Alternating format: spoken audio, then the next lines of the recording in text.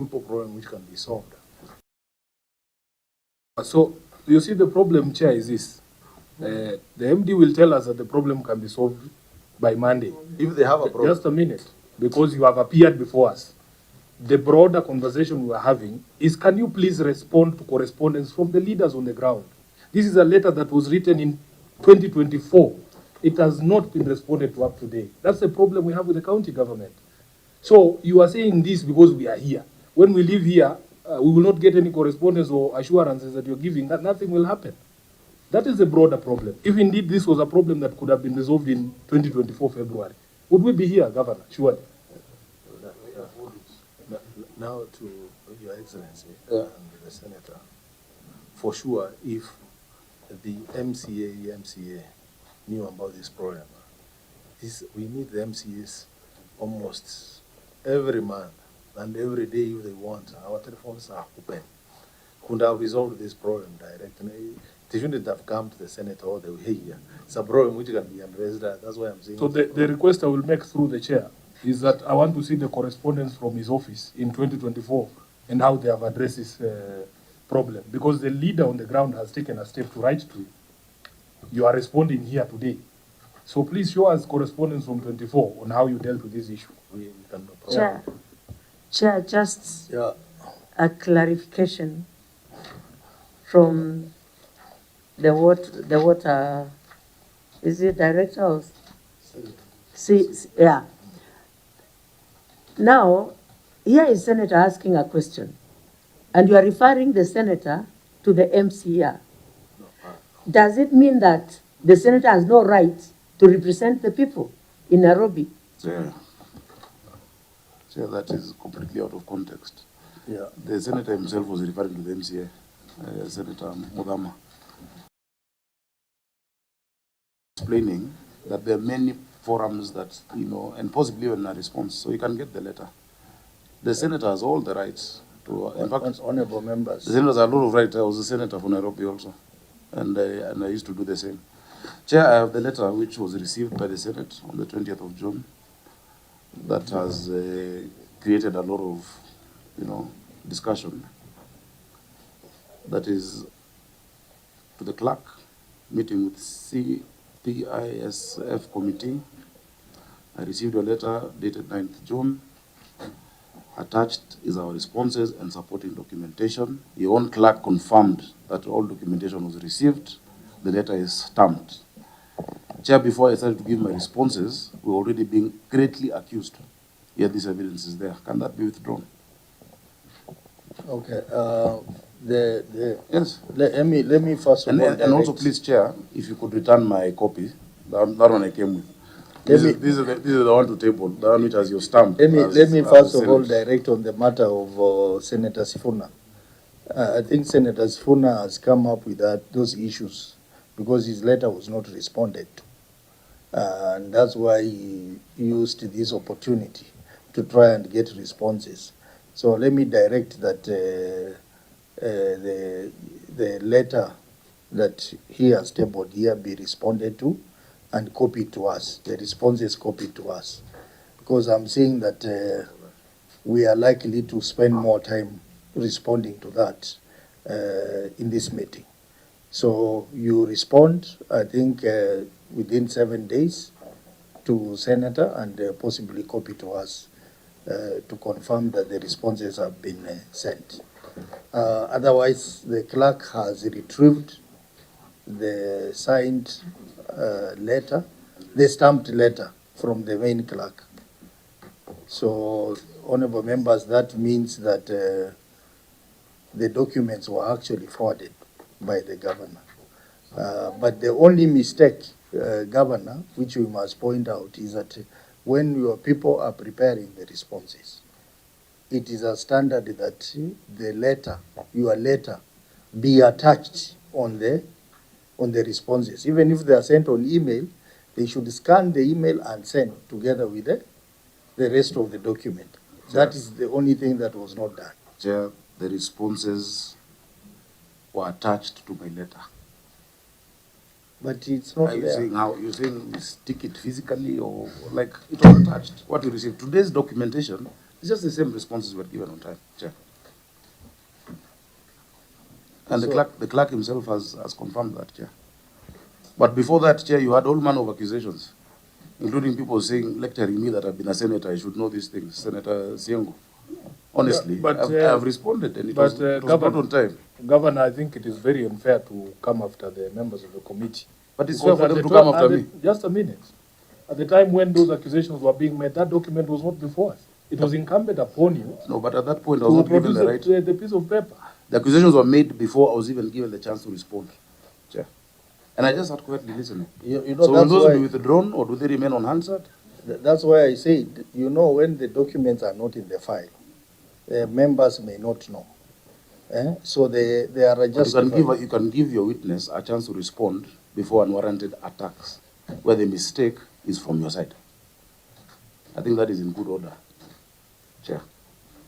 Anyway, let's just agree that the letter is there. Let's proceed with the substance of our meeting today, which is to look at the audit query. Yeah, that's You are so ready. Chair, that's the reason why I said if those all soft copies were received, there would have been no hassle. Okay, we will proceed, honorable members. But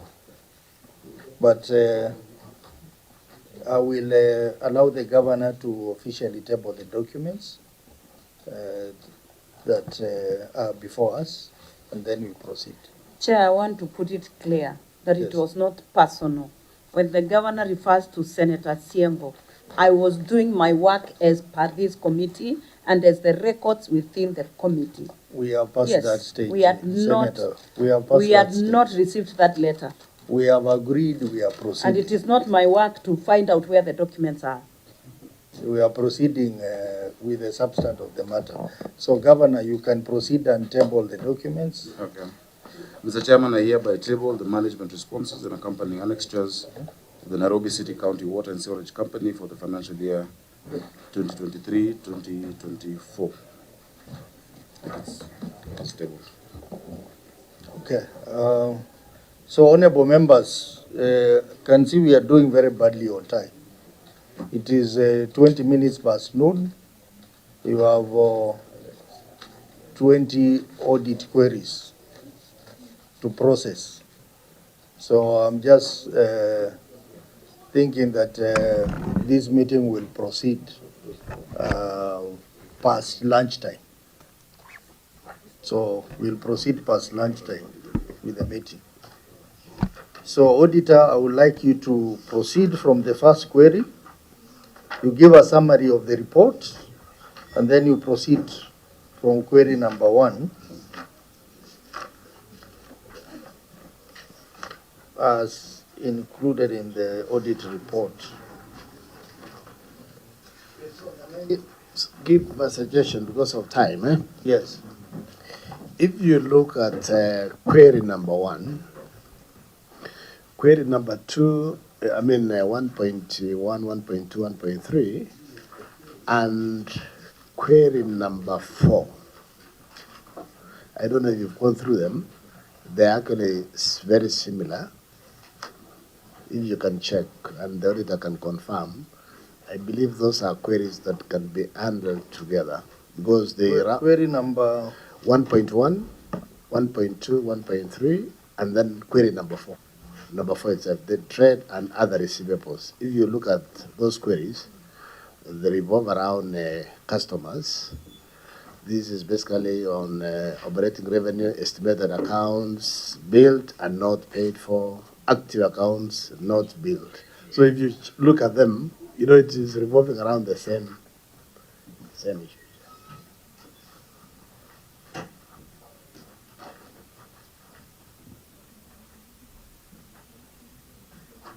they may not be exactly the same because a query on long outstanding trade and other receivables, those are customers who owe money to the company and they have not paid for long. But if you look at 1.1, it is about accounts which are billed and are not paying. And in other cases, there are accounts which are active but are not being built. So those are two different issues. I suggest let's just handle them separately. So auditor, proceed, give us a summary, and then you proceed to query number 1.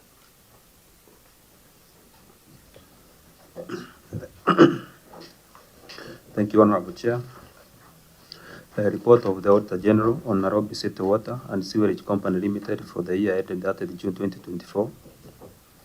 The financial statements received qualified opinion.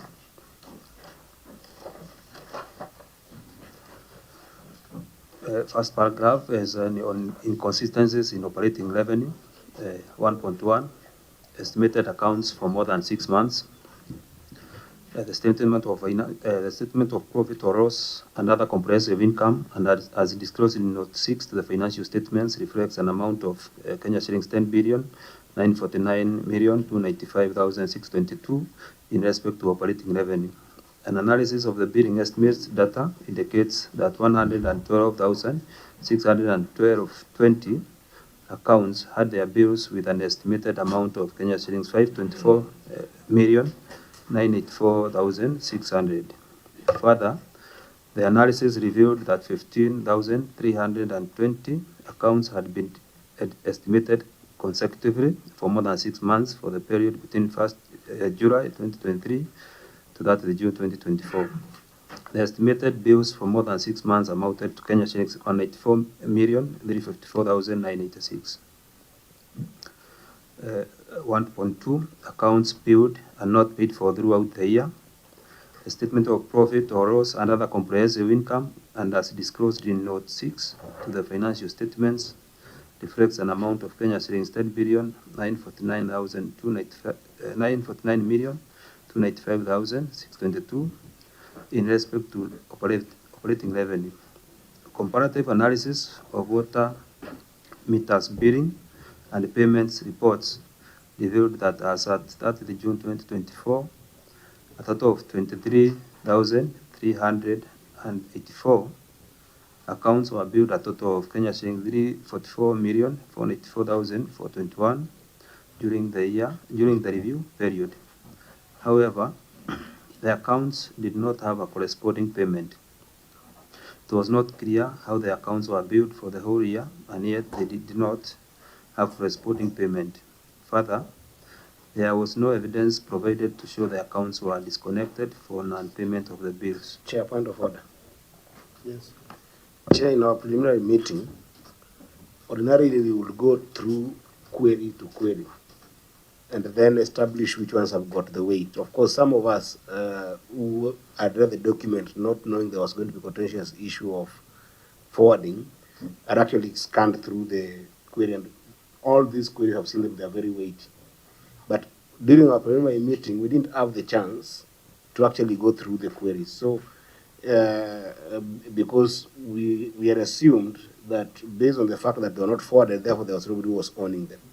So perhaps I wanted just to ask, before we go to that query number 1 that is finishing to read, how many queries were they and how many were addressed substantially to the auditor? Auditor, I think auditor had given that information. He said there were 20 paragraphs, 20 queries, and only 2 were partially addressed. The remaining 18 were not addressed. Does that concern you as a chair? No, you should say, it's not the chair alone. You should say, does it concern you? Does that concern the committee? That's just my question to the chair. We have 8. Yes, Chair, I'm equally concerned. 20 queries and 20 issues and only 2 issues. partially addressed. 2 are partially addressed. That's why, honorable members, in the pre-meeting, I said that these queries are all very important.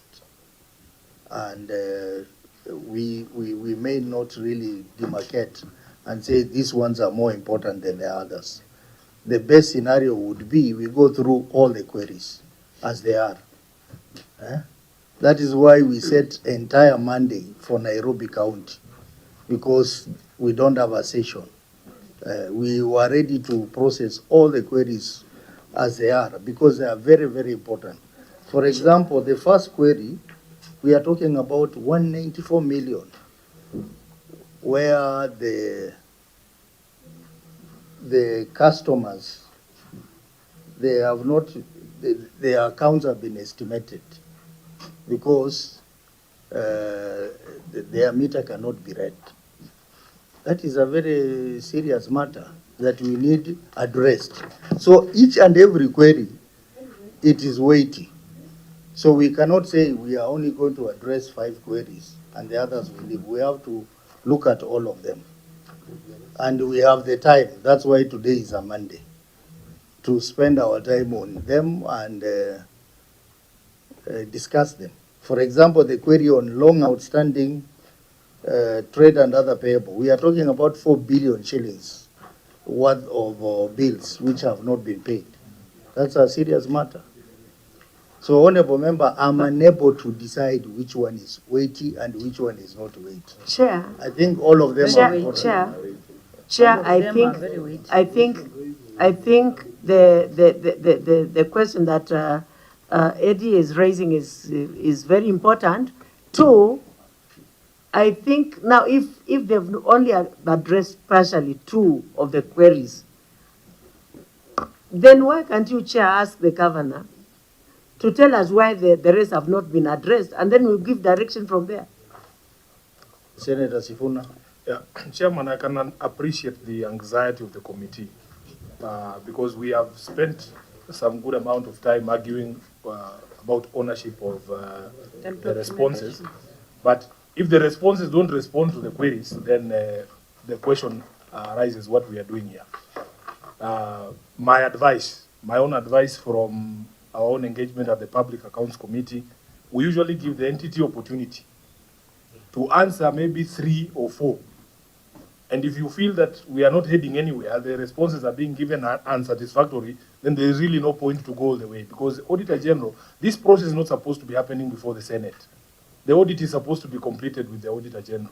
So if they are given opportunity to respond to queries, and the auditor is telling the committee that even after the responses have been received, only 2 of the 20 issues have been addressed, then you must test the responses by the governor on a few issues. And if you feel that there is no movement in terms of the quality of the responses, then you make a decision. Because it will be very unfair for us to just sit here and be told stories that don't respond to the queries that have been raised by the Auditor General.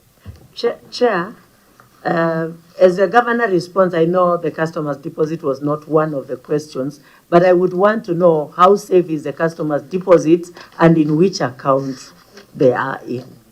Senator Mudama, I directed on that. I know your passion on. Yes.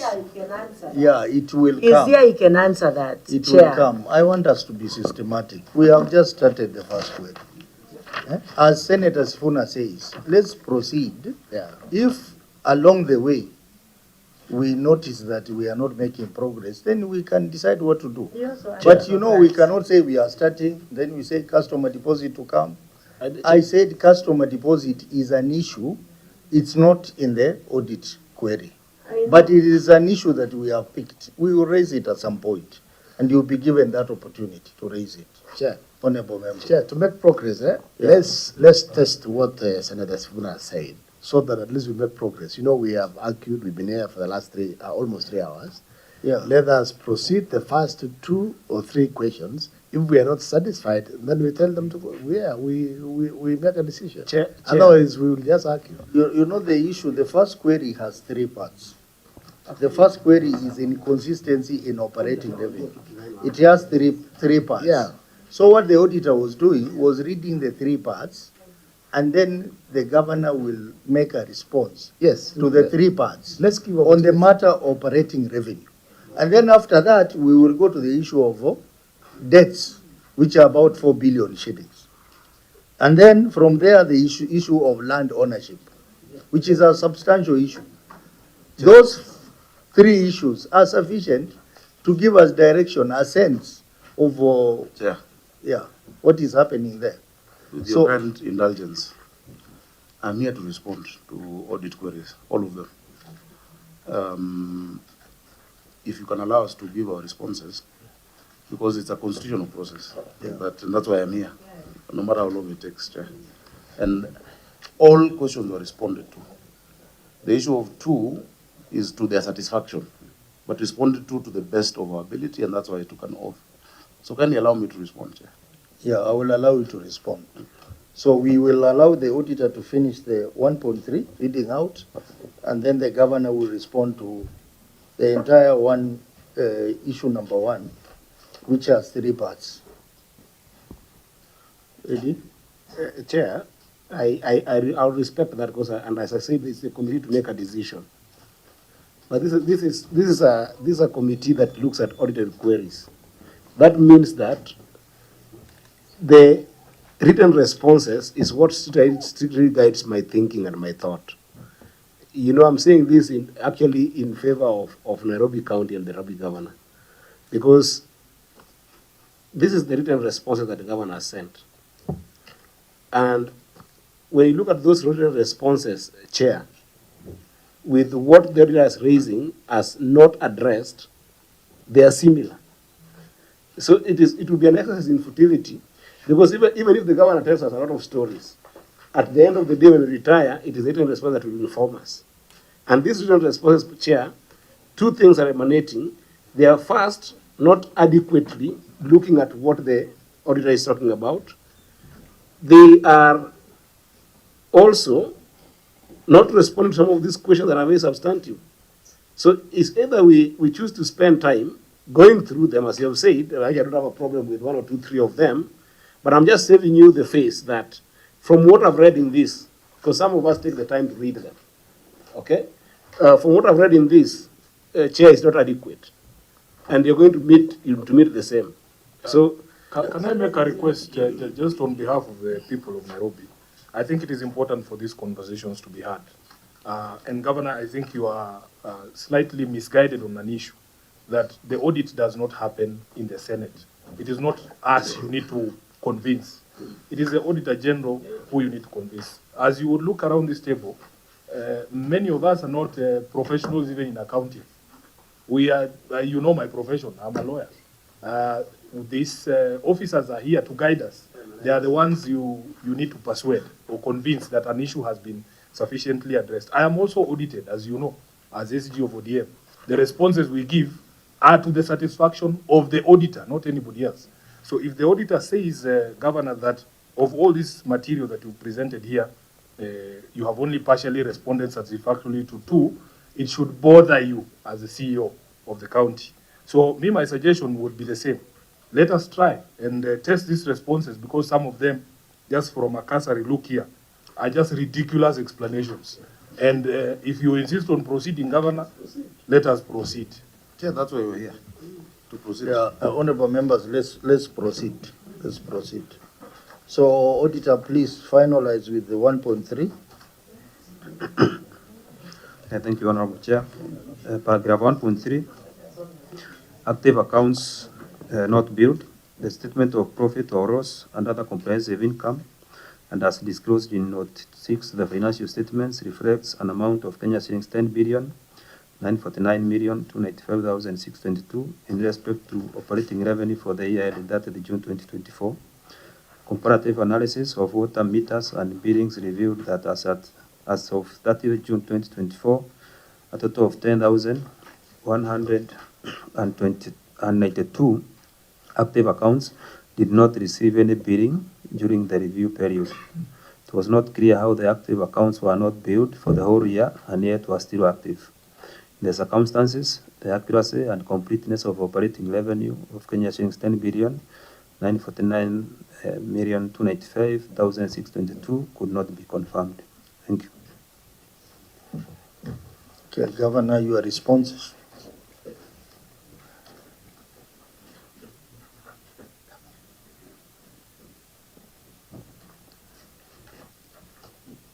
Thank you, Chairman.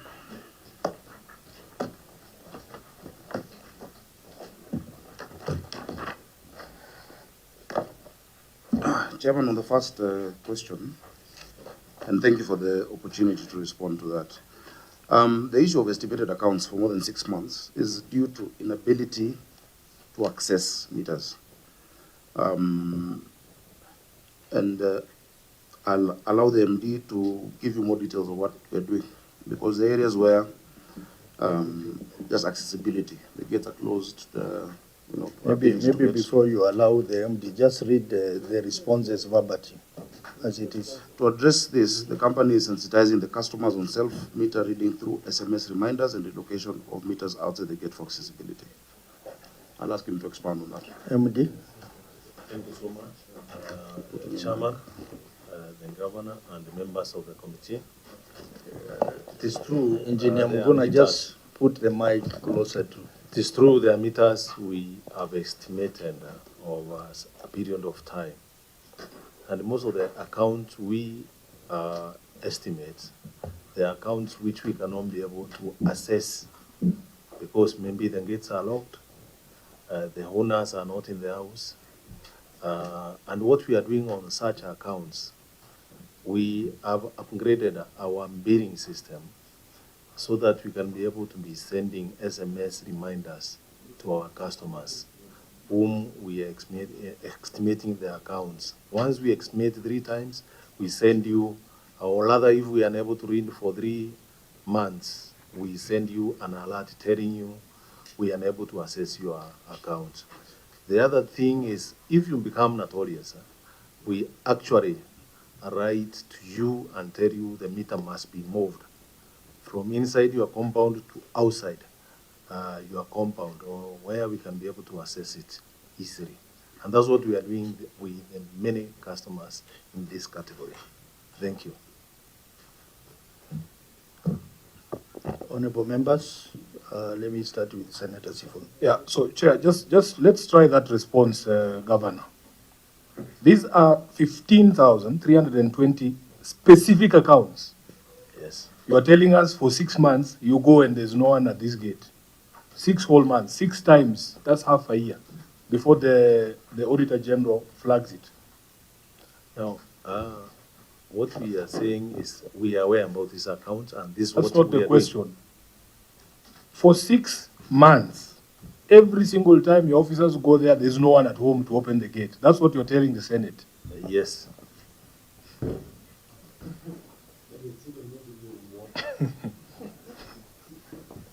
Okay. The gate is locked and nobody is landed to open the gate.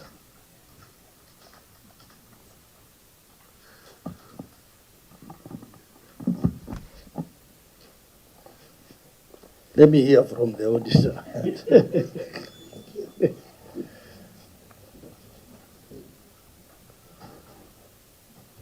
Thank you, Honorable Chair. Our expectation would have been if an account is estimated maybe in 1 or 2 months, then there should be some efforts to access the bill. I mean the meter readings, maybe the second or the third month, but not 6 months. 6 months, I think, is too long.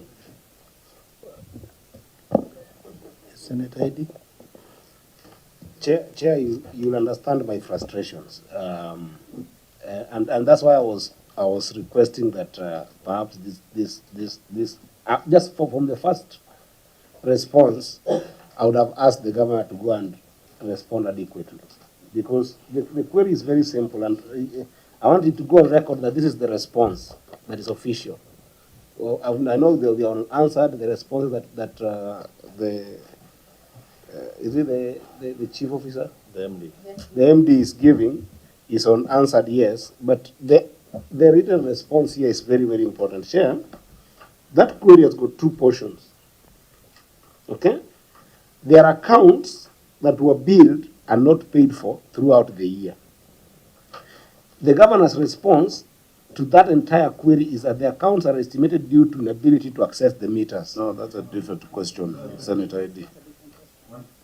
I was answering 1.1. Yeah, we are still on 1.1. Yeah, that's 1.1. But you're asking 1.2. No, wait. It is 1.1, 1.2. The answer I've given, which you have asked me to read out, is 1.1. Yes. So wait for me to answer 1.2. Yeah, I'm coming to that. But accounts billed and not paid for is not about access. I'm coming to that. Just be patient, Governor. Okay? You have got 15,000 accounts that had been estimated consecutively for more than 6 months for the period July 1st, 2023 to June 2024. The estimated bills for those months are given there. The reason why they are related all the way to 1.3 is because this is not a denotation. Denotation basically shows what could have explained 1.1 in terms of accounts that were billed, okay, and what could have showed the accounts, active accounts that were not billed. You get what I mean? No. So, you know, I've given my answer. If you have another different answer, it's a different. no, it's not about your answer. Are you asking a further question? It's about the audit. Honorable members. Chair, Governor. can I seek a clarification from Governor. you? Honorable members, please, I know you are anxious to ask questions. Governor. But let's follow the procedure. Systematic. 1.1. First of all, the question, it's the chair to give you a chance to ask question. You don't just ask without the approval of the chair. And then number two, let's be systematic. You know, we are getting mixed up. We are handling 1.1. Let us exhaust the issue of access.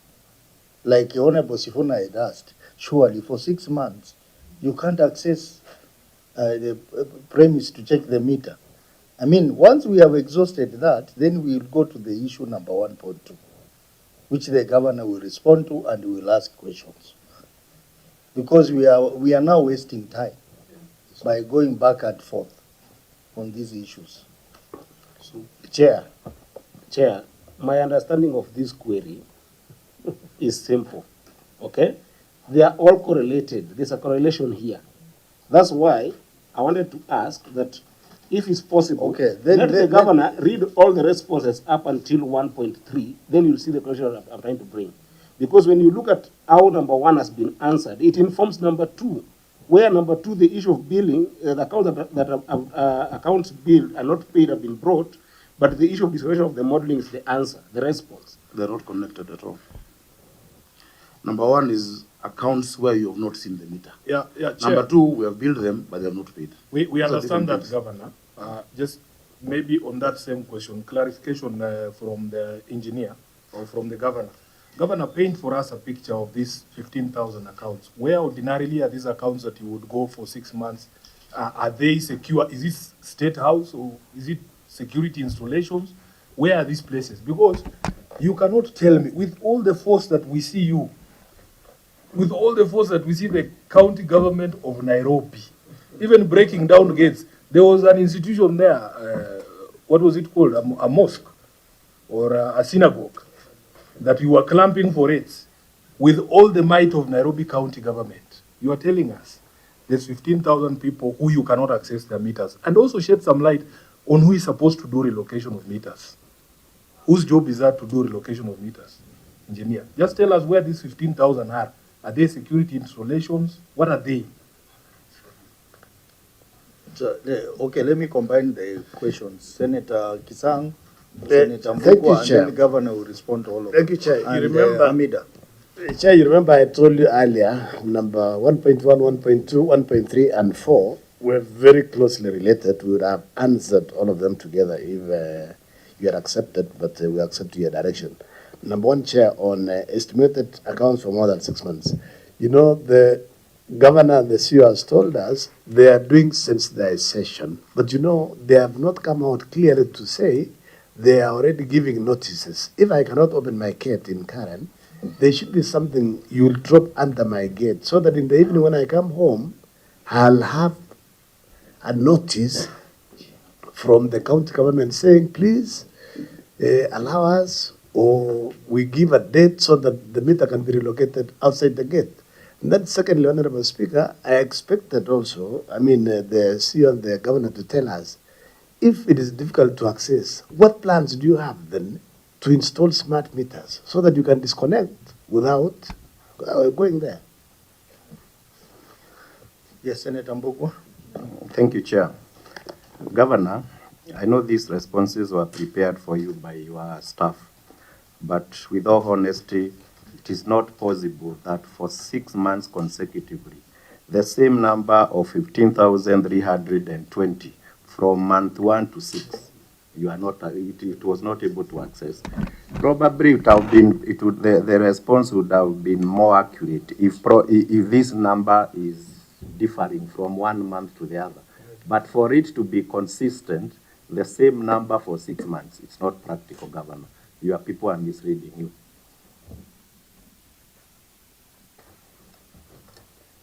Senator Amida. Yeah, I think Bwana CEO was asked what efforts has he made so far. And Bwana CEO, maybe even for example, even where I live, they always give who is this person who takes care, is it the caretaker or someone, gives notices to residents on when the meters are going to be read. And people, all the gates are opened. What legal and policy measures have you taken so far? Because, I mean, it has really taken time. And then how do you implement the fines and the penalties for that? You know, then how do you schedule the meter? Use inspectors. Because like the Kenya Power, they come once, the next time they disconnect, you know, from even the poles or whatever. So what efforts have you made? I mean, it will take about 6 months, seriously. And you've not shown any efforts that you have made. In fact, this is actually a big improvement, Chair. Chair, 15,000 meters accounts sound so many, but in the wider context, that's 6% of all the accounts in the city, 6%. So let me have the MD answer the specific questions to him. And even, I mean, cases even of attacks of this stuff, the areas where they are repulsed, just give them a full context so that they can understand. But within the context of 15,000 out of close to 300,000 accounts that are metered, that are, you know, they're not estimated, Chair. Oh, thank you so much, through the chair again. Let me put it this way. We strive as much as possible to ensure we read all the meters in this town. And all these meters, we have referenced them through GIS system so that we can be able to assess them when we need. And we know where every meter is. At times, our staff go to those premises, actually, and dogs are opened to them. And we can provide evidence for that. At times, staff are crowbarred properly. We can provide evidence for all those things. And they become court cases, where our staff want to read the meter, the customers don't want the meter to be read. Or a staff, or whoever is left in the compound is maybe a house helper, and she has instructions. Don't allow anybody to come to this compound. When you try to go in, our staff, those people opens the door for them to mow them. Please, we have been trying to ensure we read all these meters. Just like the governor has said, we have around 250,000 meters to read. We move around the whole city every month and we ensure these meters are read.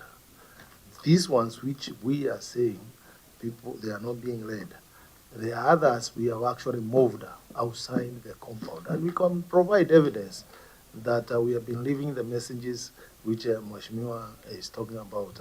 We leave even written documents to the customers. Please open your gates so that we can read the meters. Without doing that, we are going to move the meters. And we have been moving meters. We can provide that evidence of moving meters from customers' premises to the road. But so as we speak today, engineer, of these 15,000, how many have you moved? I may not have the figure of it, but we can provide the ones we have. It's an estimate. You can estimate meters, but you can't estimate numbers here. The meters, we know them often. Yeah, so that's what I'm saying. Would you put the movement at 10% so far, what you have done? Because that's the only solution. Number? Yes. Of the 15,000? Yes. If you don't have the answer, don't answer. I am on oath. Okay. So you give the, That's if you don't good know the guidance. answer, don't. Chair, I'd also ask to understand the general geography of this 15,000 meters. What is the spread across the city? Where are these places where people have dogs? It is citywide. Citywide. Yeah, including even a place like Buruburu, the areas where people don't allow you to enter. But Engineer Muguna, through the governor, have you sought a court warrant to access these premises? I think it's just it that there are many legal processes, including court cases. I think when with such a response, really what I would suggest, Chair, is let's discuss how you can support us to read all of those meters, because we want all those meters, we want that revenue. But we're explaining the context. So you see, if you answer like that, you may not like, we're giving you the reality on the ground. Yeah, that is what actually happens. Governor, we want to help. I think we are in agreement, we want to help. But when you go to the doctor and you tell them you have malaria and it's not malaria, it is something you picked up at summer tides, you know that is a big problem for us. You have to give us the true situation on the ground. That is the true situation. The initial answer he gave us here was that they go and find gates locked. There are gate locks. They are when sometimes if you force the gate to be opened, people open doors, people fight with us. So how would you like us to help you, Governor? I would be interested to know. Because we should look at the legislation around how you penalize people who restrict access by public officers to actually bill you, whether it is Kenya Power or Nairobi Water. It should be a huge deterrence. You know, it should be something that is very punitive, and that is the legislation that we can do together with the Senate. Does that require national legislation? Because it's a matter that is unique for Nairobi. It requires national legislation. It's the same issue in Mombasa. Have you had this conversation with the Assembly? Because city bylaws are there to help you govern. No. This one needs national legislation, because to implement it, you need national police, not Kanjo officers. Senator Kisanga had asked about the smart meters. We can explain the process we are at in getting into smart meters. Maybe you can give an overview. Thank you so much. On the smart meters, Mheshimiwa, a mechanical meter, or the meters we use today, the average meters most of the customers use, who are around 96% of our customers. A smart mechanical meter will cost 3,500 shillings. A smart meter of the same size will cost you around 15 to 20,000 shillings. Now, when you look at what you are going to accrue by changing the meters from mechanical to smart meters, it will take you 20 or 30 years to recover the value. Water is a cheap commodity. The accuracy of a mechanical meter is between 3 to 5%. Accuracy of an electronic meter, I'm not talking about even a mechanical meter changed into a smart meter. I'm talking about a meter, an example of ultrasonic, where you are getting the signal direct being electric. So the errors are very low. That is 0.5 to 1%. Now, when you subtract those errors, that's what the value of what the customer is billed. The difference between the two errors is what becomes the value you are going to accrue by changing the meters to smart meters. When you do the mathematics, you'll actually be creating jobs in a certain country and denying Kenyans jobs here. So it is not my advice to the country to move to smart meters as we talk today. Okay. Chair,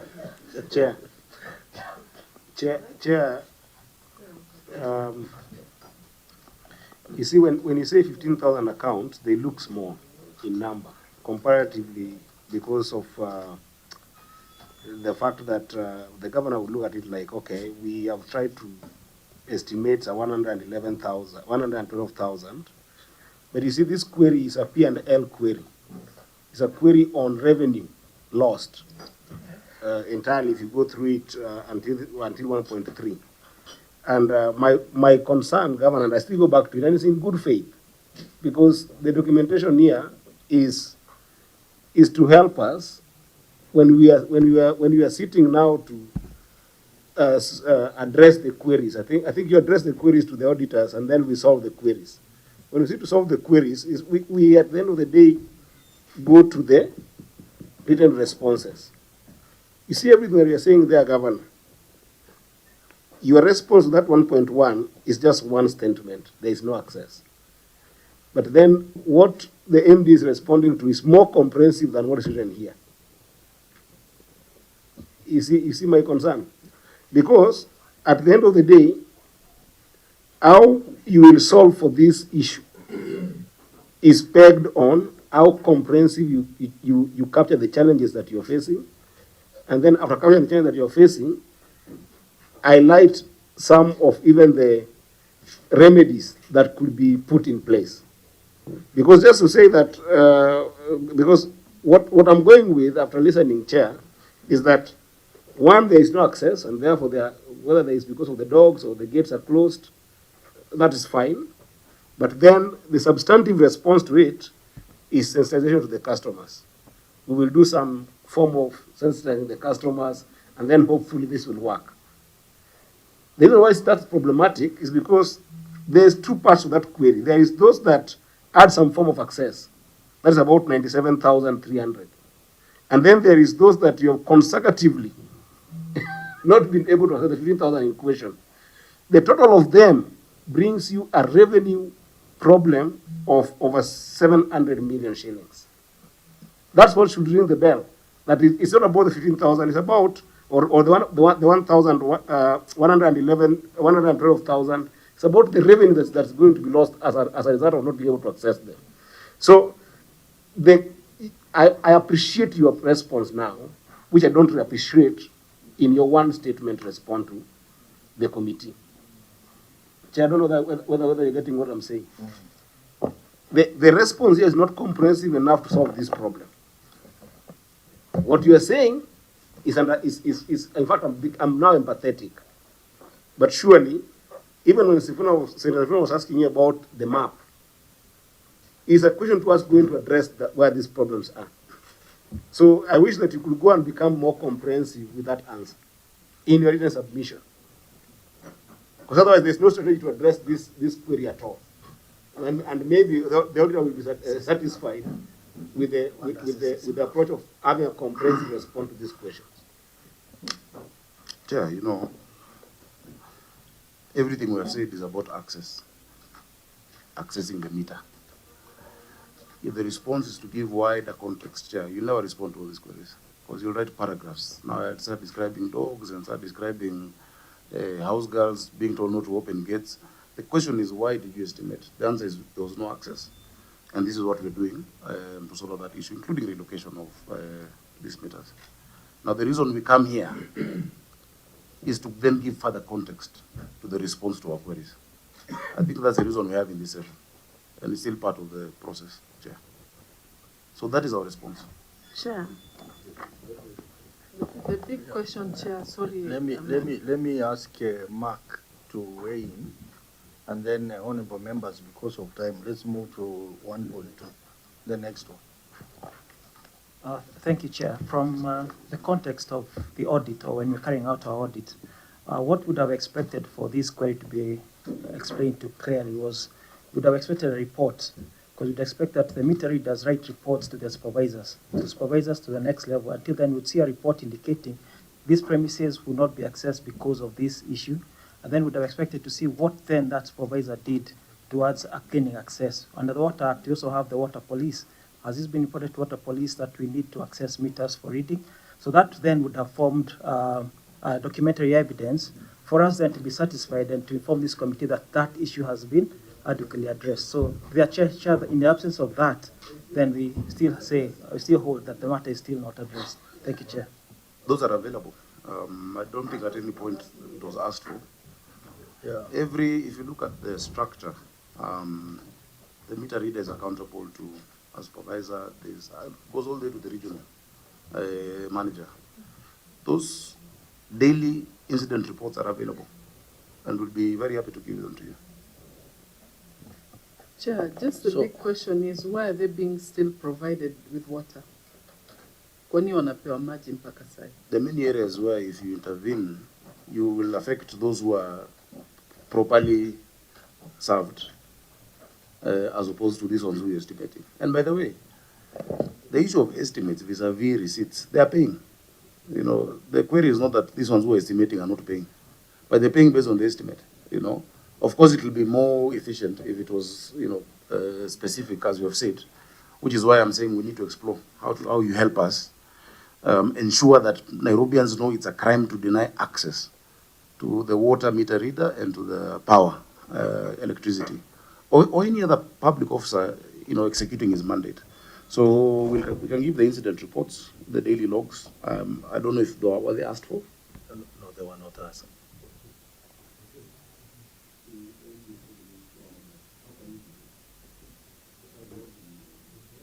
You see, Chair, it is for the entity. Once a query has been asked, like that progress report of the number of meters that you've been able to move, what you've done, that would satisfy the auditor, Governor, as to what you are doing as an entity. And then you say, progressively engineer that in the next 5 years or so, we will have phased out this issue of estimating meters.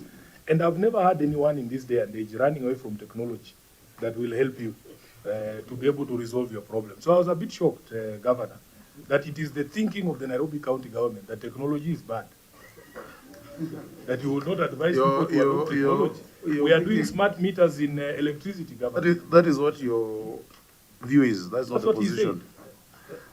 He has explained the cost vis-a-vis the return on the accuracy of a smart meter and what do you call this? And the mechanical meter. That's just what he said, you know. Chair, can I answer number 1.2?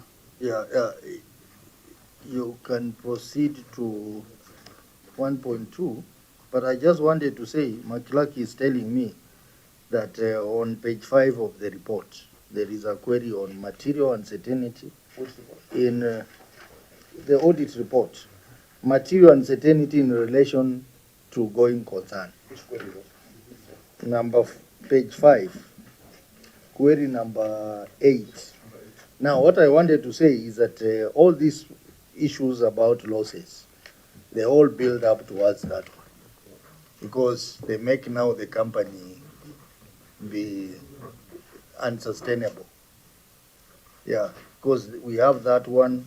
If you look at long outstanding trade receivables, 4 billion, so all that will build towards that main query on going concern of the company. So I think it's in the interest to try and find out a solution to this problem, and I think one of the solutions is legislation. Yes. Yeah, and there was a bill called Critical Infrastructure Bill, which was supposed to address such things. So I think maybe from our end we can try and fast track the legal aspects. But Engineer Muguna, you can't run away from technology. Technology will be expensive initially, but it will help you save a lot as you go on. But Chair, you don't just adopt technology for the sake of it. Yeah. It must give a benefit. That's why you create it. Now, if the cost of it is actually, as you're saying, going concern, is not commensurate. Before you do any new, engagement, you do a viability, you do a feasibility study. You have to look at, what value is it adding to your customer, not for the sake of it. Otherwise, that will be the second query. That's what you'll be asking us next time, So sometimes it sounds very exciting. But, and I'll give you an example. We did a whole study with Sureka about, not Sureka, there was a big study on solar streetlights. And, Chair, these are experts globally who have shown us that we're at the point of technology we have today, because it sounds like they solarize the whole of the city. In 3 years, most of those lights are lighting from 6 to 9 p.m. and going off. And you have to replace. It sounds nice to say let's run towards this technology, but you have to be prudent in understanding what are the real facts, what is the cost, how do you install it, what benefit are we getting. So, as we believe in technology, Chair, that is how we've raised the highest revenue of Nairobi Water. He's told you about the GIS. I have a dashboard. I can tell what everyone is paying every day from across the city, you know. But before I got into office, they had only hit 8.9 billion.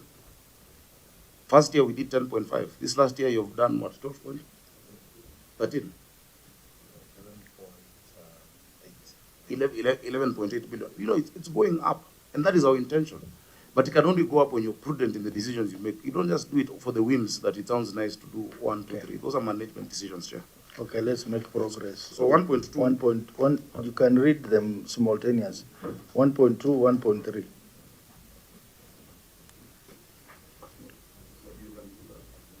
Now,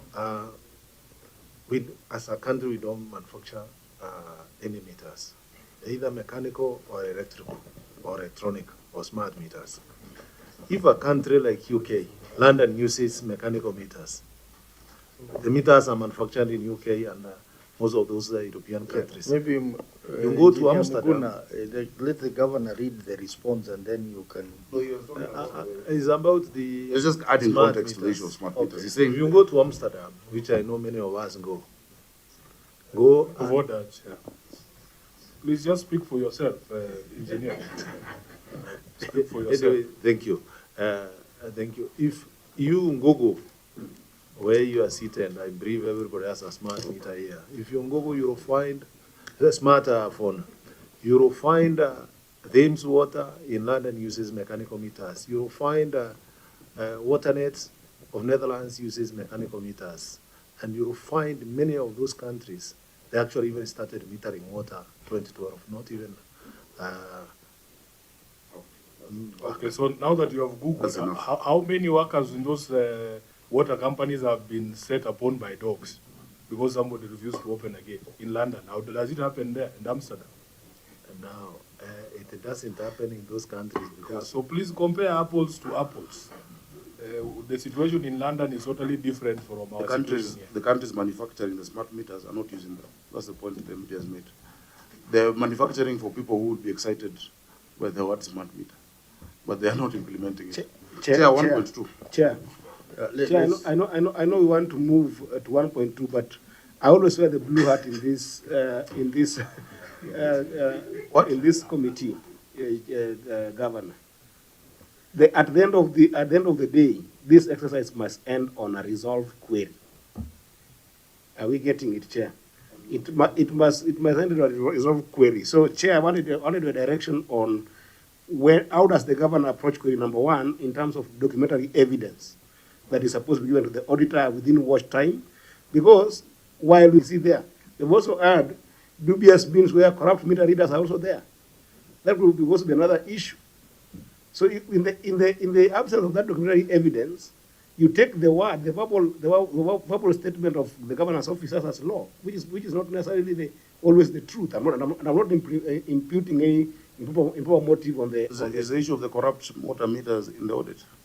It is Or it's not, an allegation, but or it what is can also be a potential reason for the lack of access. Okay, Okay, honorable so members. if there's no direction on the evidence, documentary evidence as a direction, Chair, then this is in futility. Okay, I think the governor mentioned that there are incident reports. The incident reports in the logs. So maybe we can ask the auditor. Auditor, you can try and sample out the incident reports for these accounts. We would And want them then- to come physically. Yes, You can imagine how many there are. there are many. It's very, very bulky. you So know. I think that's very important. Number 2, we have directed that maybe the issue of legislation be looked at. Yeah, but this query remains unresolved because the auditor will continue raising it. So long as the estimated accounts are still there, I'm sure the auditor will continue raising it until the query is fully. I think it would have been useful also to show cumulatively over the past few years, is this number going up or down? You know, because there's been tremendous progress. So this 15,000, which is 6%, is actually a great reduction. So let me direct like this. The auditor, you will look at the incident reports. You look at, you analyze the trend from the other years to present and provide those reports to us. maybe in the next 30 days. Chair, they should not forget the update on the meters from the 15,000, what they have done so far, the ones that have been relocated and so on and so forth, and then they can give a time estimate on when they think all those 15,000 will be done. Yeah, that's another, but that now will be a response from the county government. I see, ESCC, you are trying to raise your hand.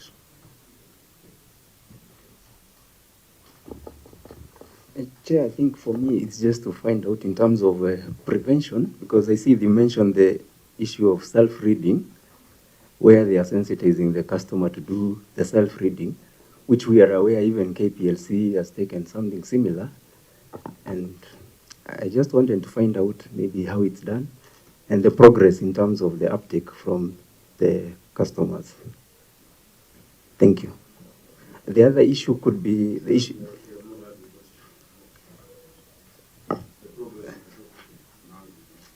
Yes, the second issue is the aspect of the estimate, whether the estimate is usually lower, or how do you ensure that the estimate is maybe higher than the actual reading, just trying to make sure it's higher, it's punitive, so that these customers can maybe come to the office to complain or something. Yeah, thank you so much. You can proceed. The chair. The second bit may be one of the solution. Uptake of self-meter reading.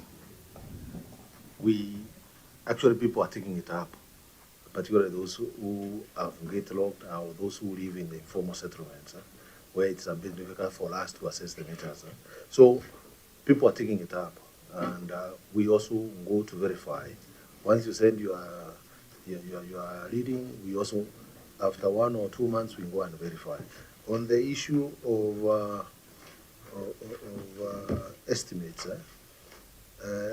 we use 3 months actual estimates, actual readings, which were done in that account before, to make our estimates. And just like what His Excellency said, these estimated accounts, because I had also a member saying it's a loss of revenue. When you estimate, actually some of them pay based on those estimates. So we estimate and get also revenue out of it. Thank you. His concern was through the chair that if the estimates, you do it higher so that they feel the pinch of paying more than when they open and then you read the meters. So have you considered making it higher?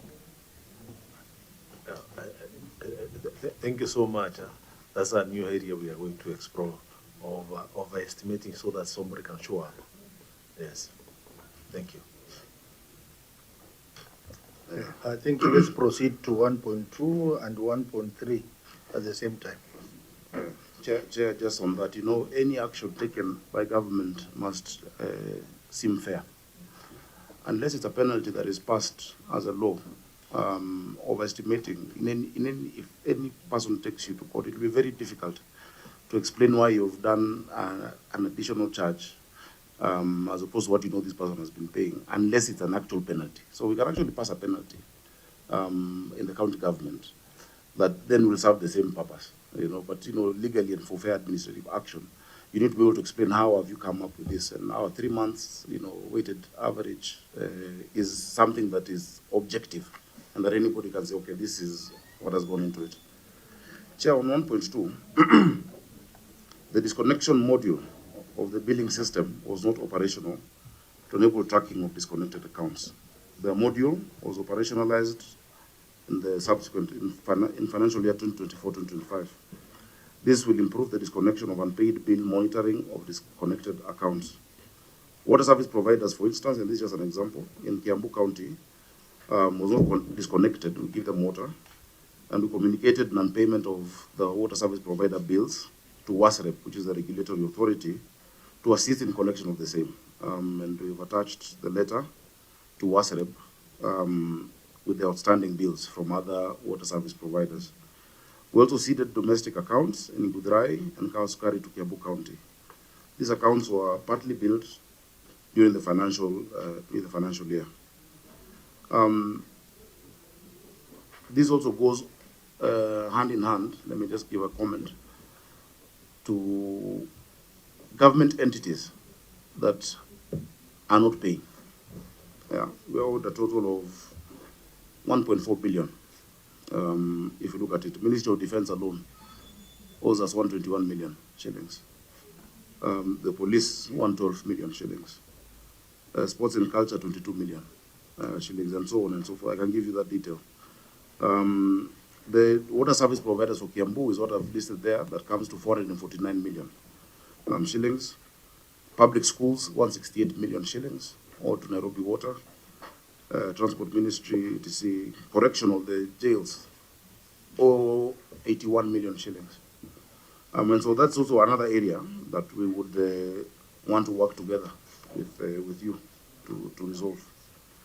On 1.3, the list of 10,191 accounts queried by the Auditor General included 7,031 accounts that had already been de-enrolled or discontinued. The account status is D, and they are not active.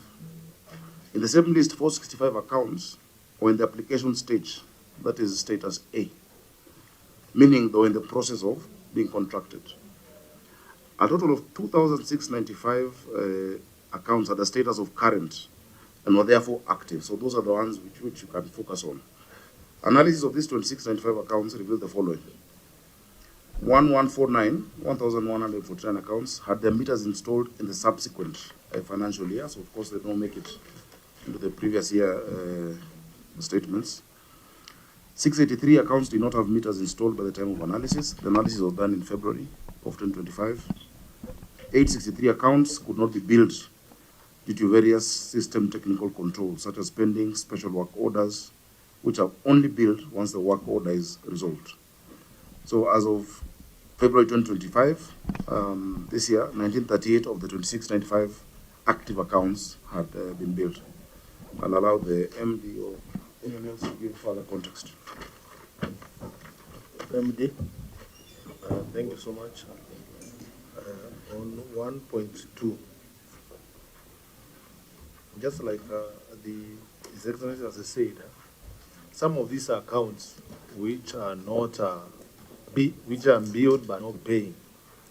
We have an example of 246 or 245 accounts of public primary schools, which even in disconnect. Actually, Senator Sifuna Mheshimiwa, he will be the first one to learn to me saying that school must be reconnected. And all politicians in Nairobi, once they disconnect the primary schools, that's the first. They learn to my office first. And they actually show clearly that the capitation they are receiving is not enough to pay for water. They are given, understand, 9 shillings to pay for water per student. So when you look at the volume of water the student uses in those primary schools, you cannot, unless you are very new, unless us as a company, we now take over the, being very humane to the schools. The second one, many of the government institutions are not paying. The military has not paid since October last year, as an example. Before that, still they were not paying. If you try to disconnect, you cannot disconnect. That the meters are guarded by, okay, you understand what I mean. Okay? You go to Moyambis, you cannot be able to disconnect. Now, I don't know how you, okay? No, how do I name the government and I'm also part of the government? It becomes very ironical. Actually, that's why we don't like some of these things in these reports.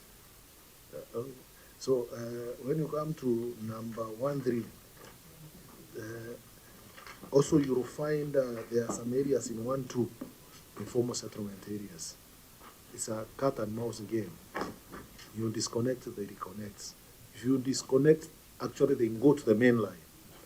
They puncture the main line, they take the water without metering. So sometimes in some of the informal settlements, sorry to say this, we actually encourage them water to pass through the meter. I don't disconnect so that I can account for the water. Otherwise, what we would want to ask this assembly, the committee here to assist, is using the money you provide for the old people, the social money the government provides, and the equitable money. The government should be paying for water in the informal settlement. It's a better endeavor than giving people money there. Then they take alcohol, they kill themselves. So pay for water, you'll avoid people killing themselves with alcohol. You'll avoid waterborne diseases in the informal settlements. So the government should, instead of giving them cash, pay for water. We give them water, and many countries and many cities do that. Okay, so please assist us in that area. So some of these accounts you see, lead not paying, there are many in the informal settlement. We actually encourage them to take the water through the meter. Okay. Number 1.3, just the way the report is written, we have actually accounted for the meters which were said to be active but non-billed. As of now, it's just 600 which we are contracting, or there are some technical issues which may not allow us to have connected them. So that one has been resolved. We have done the attachment to show the actions which have been taken.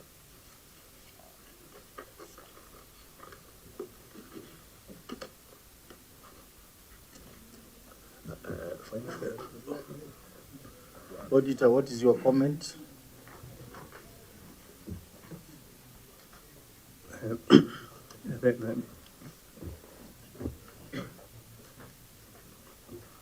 Thank you, Chair. For paragraph 1.2, that was the position as at 30th June. However, we do not know the current status of the bills, whether some have been paid for or not. So we would have appreciated to receive the status of these bills, how much has been paid and how much are still not paid for. Again, on paragraph 1.3, we received a printout of several accounts. Our data was based on the period July to 30th June. But now we don't know what period this data relates to. So for us to be able to confirm this, and that's why we have said it's partially addressed, we need to access the system and go through it to see whether the data relates to that particular period. And report in the 2024-2025 financial report. Thank you. Just a clarification, Auditor. When you, as an auditor, says an account is active, what does that mean? When we say an account is active, we mean that the account has been metered and somebody has been assigned to it for water consumption. So, Chair, when the governor says of the 10,191 accounts queried by the governor, by the Auditor General, 7,000 of those accounts had already been de-enrolled. Governor, how can the auditor see an account being active for a whole 12 months, but according to you that account is de-enrolled, whatever that means? How long does it take for you to, I don't know,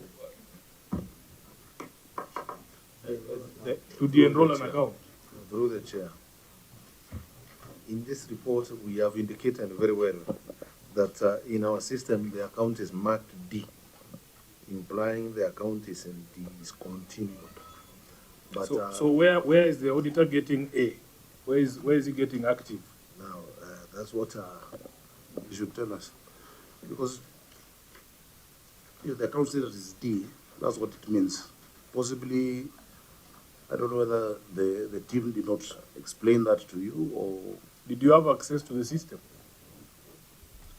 Yes, thank you, Chair. Yes, that time we had access to the system. And if for example, I refer you to the document that is provided here. Yes.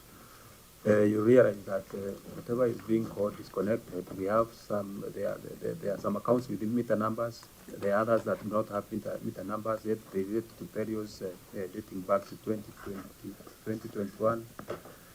So we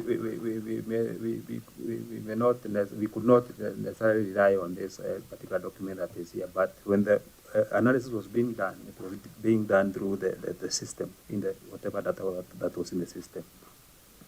And that's why I was saying, Honorable Chair, that we can only be able to go through the SQL once we access the same system, so that we are able to compare the data, what was there and what is currently there.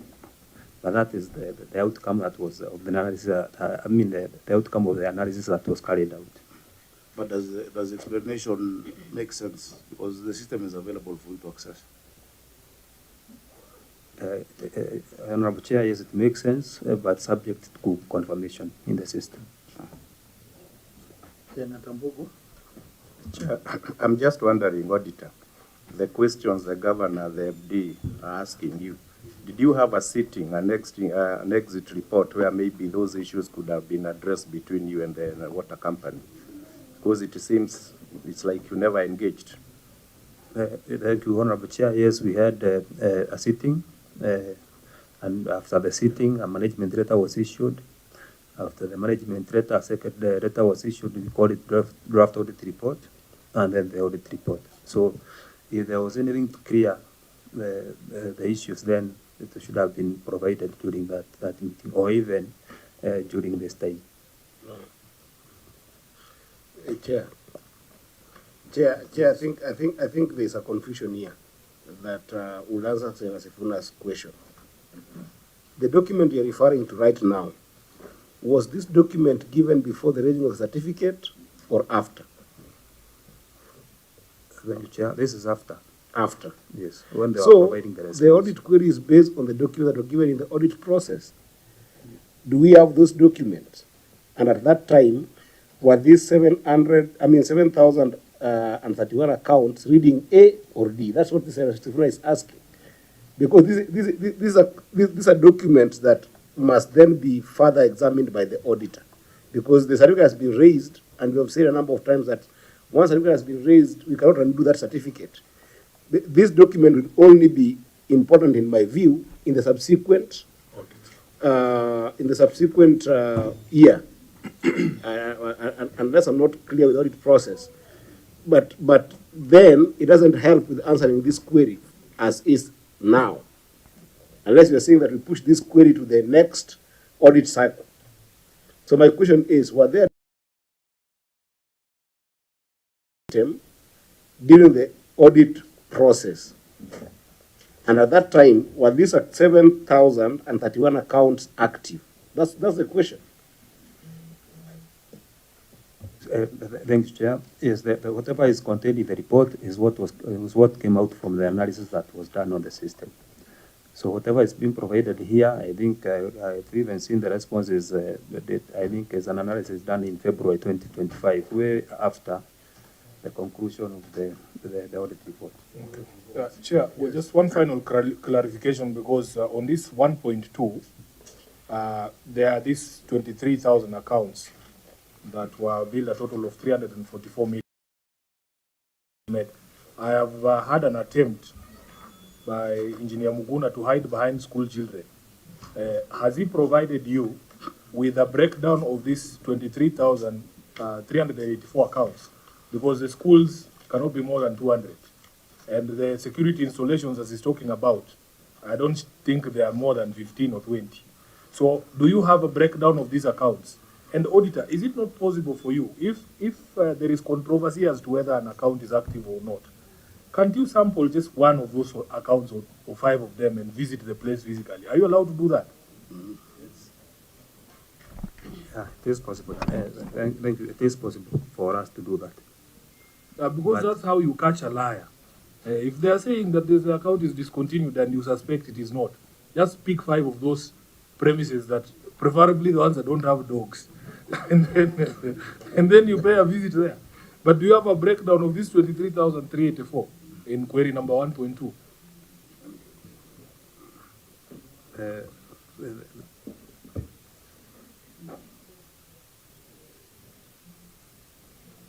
And auditor, I also wanted, not auditor, governor. I've seen there is 3 WSPs for Kiambu County who drew water worth 547 million, which they have not paid.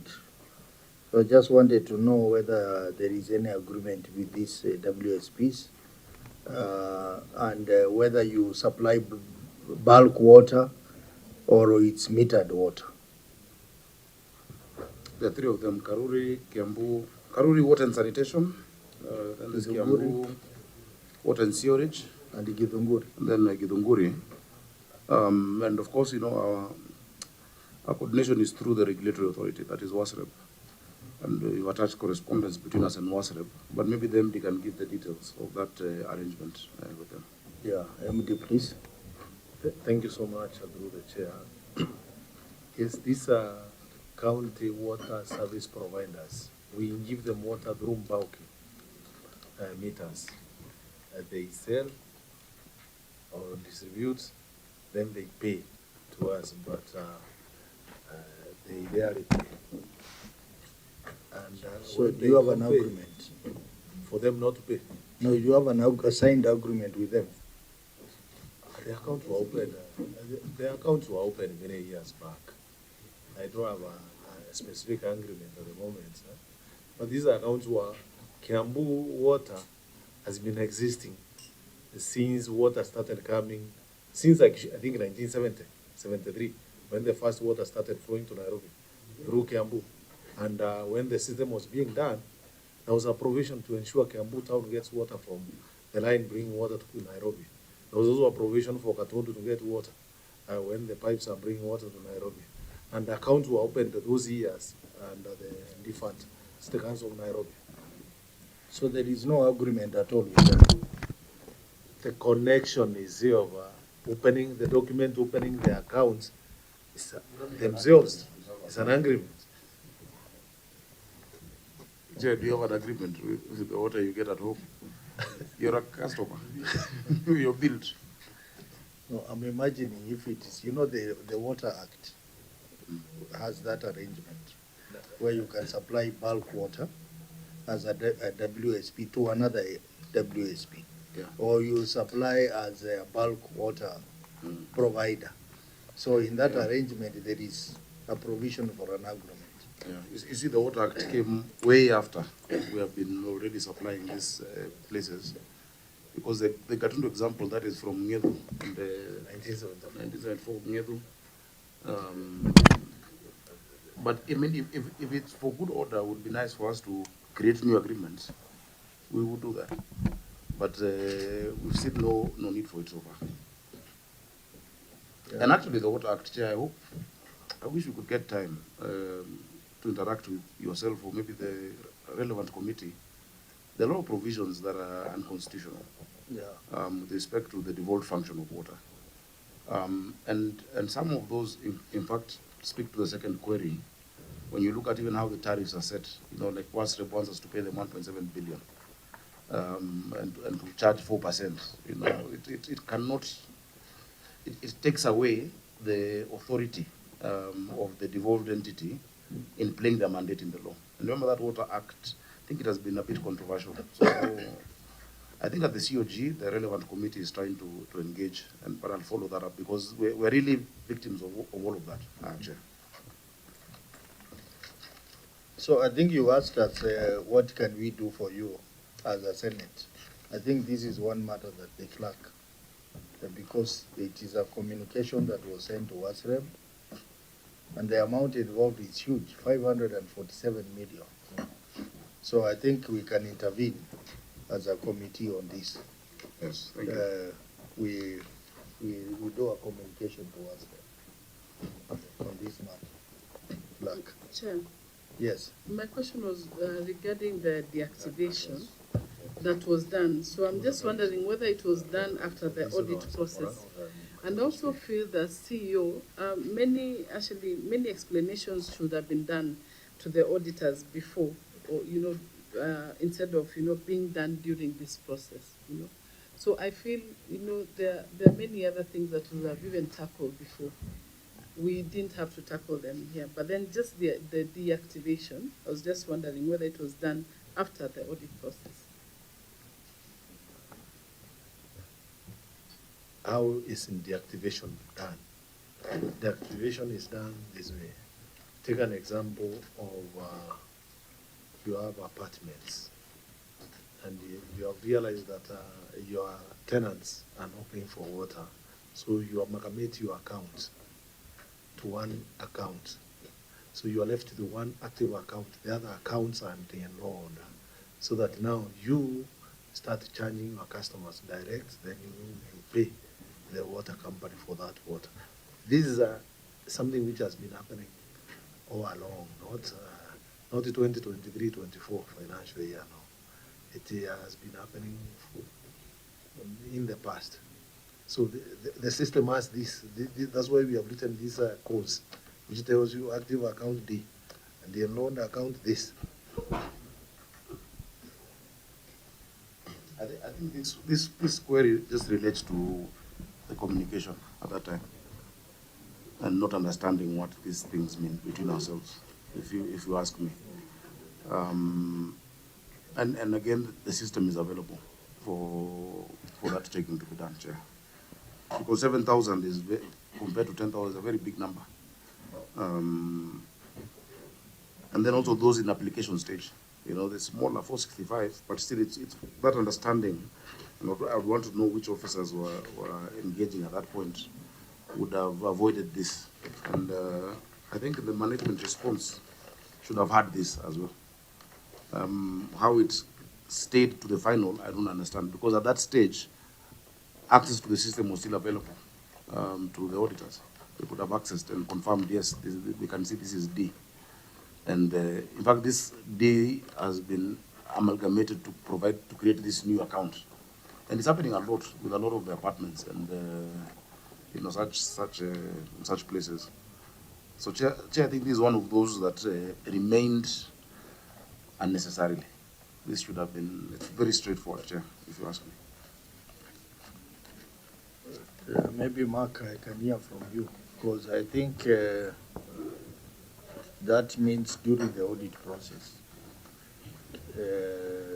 I think a lot more communication needs to happen so that you pick all the necessary information. Yeah, thank you, Chair. I think the audit process enumerated under the Public Audit Act provides the client the opportunity to respond to any queries that are raised. During the audit, we are raising these queries with expecting responses. And after the audit, we also have the exit meeting, where during the meeting we are discussing the issues that are likely to appear. And if those are responded to then the Chair, those issues are considered addressed. We then do a management letter. Now this is in writing, where we say these are the issues that we have raised, please respond. And where the response is not given, Chair, that issue then goes finally to the draft report. The draft report basically shows these are the issues that are going to appear in your report. Do you have any other, do you have any supporting documents perhaps to address these issues? And it's at that point then that the report appears in the certificate of the Auditor General. So, Chair, there is adequate opportunity to respond, and where that response is not given, that's when it appears in the audit report. Thank you, Chair. Maybe the finance director can confirm and clarify on this specific response. Yeah.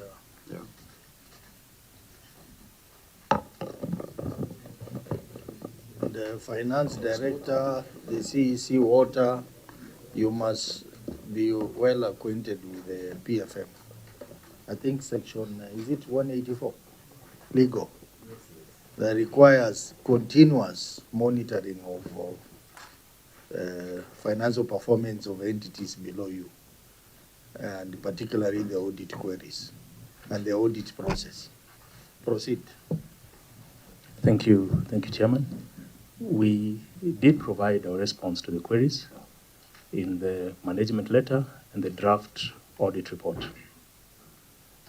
The 10,191 accounts that are mentioned in the report what we've printed and attached there, it is the same 10,000 relating to the same period, 2023-2024. So even what appears there as account status is for the period 2023-2024. This is something that the auditors can confirm should they access the system again. And it's still intact. Thank you. So it seems that we're going to have a back and forth again on this matter. So I think we can just say that this query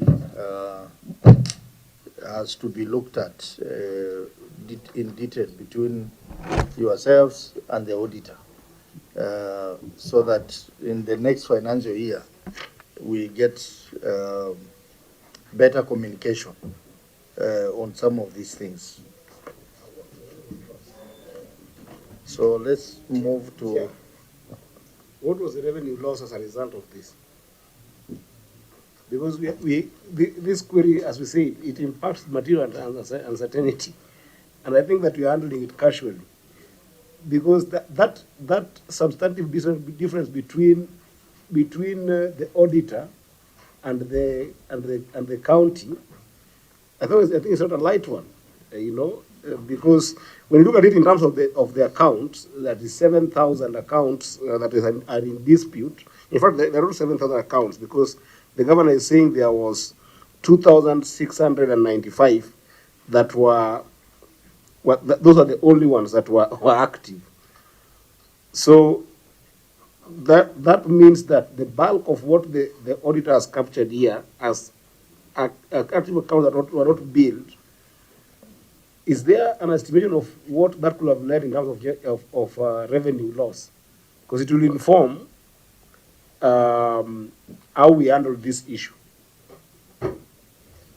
when you get to material uncertainty, because there are two approaches. One is go with the auditor's take, which is those 7,031 accounts that are in dispute were actually just not billed and they were active, in which case there will be revenue loss that must be accounted for.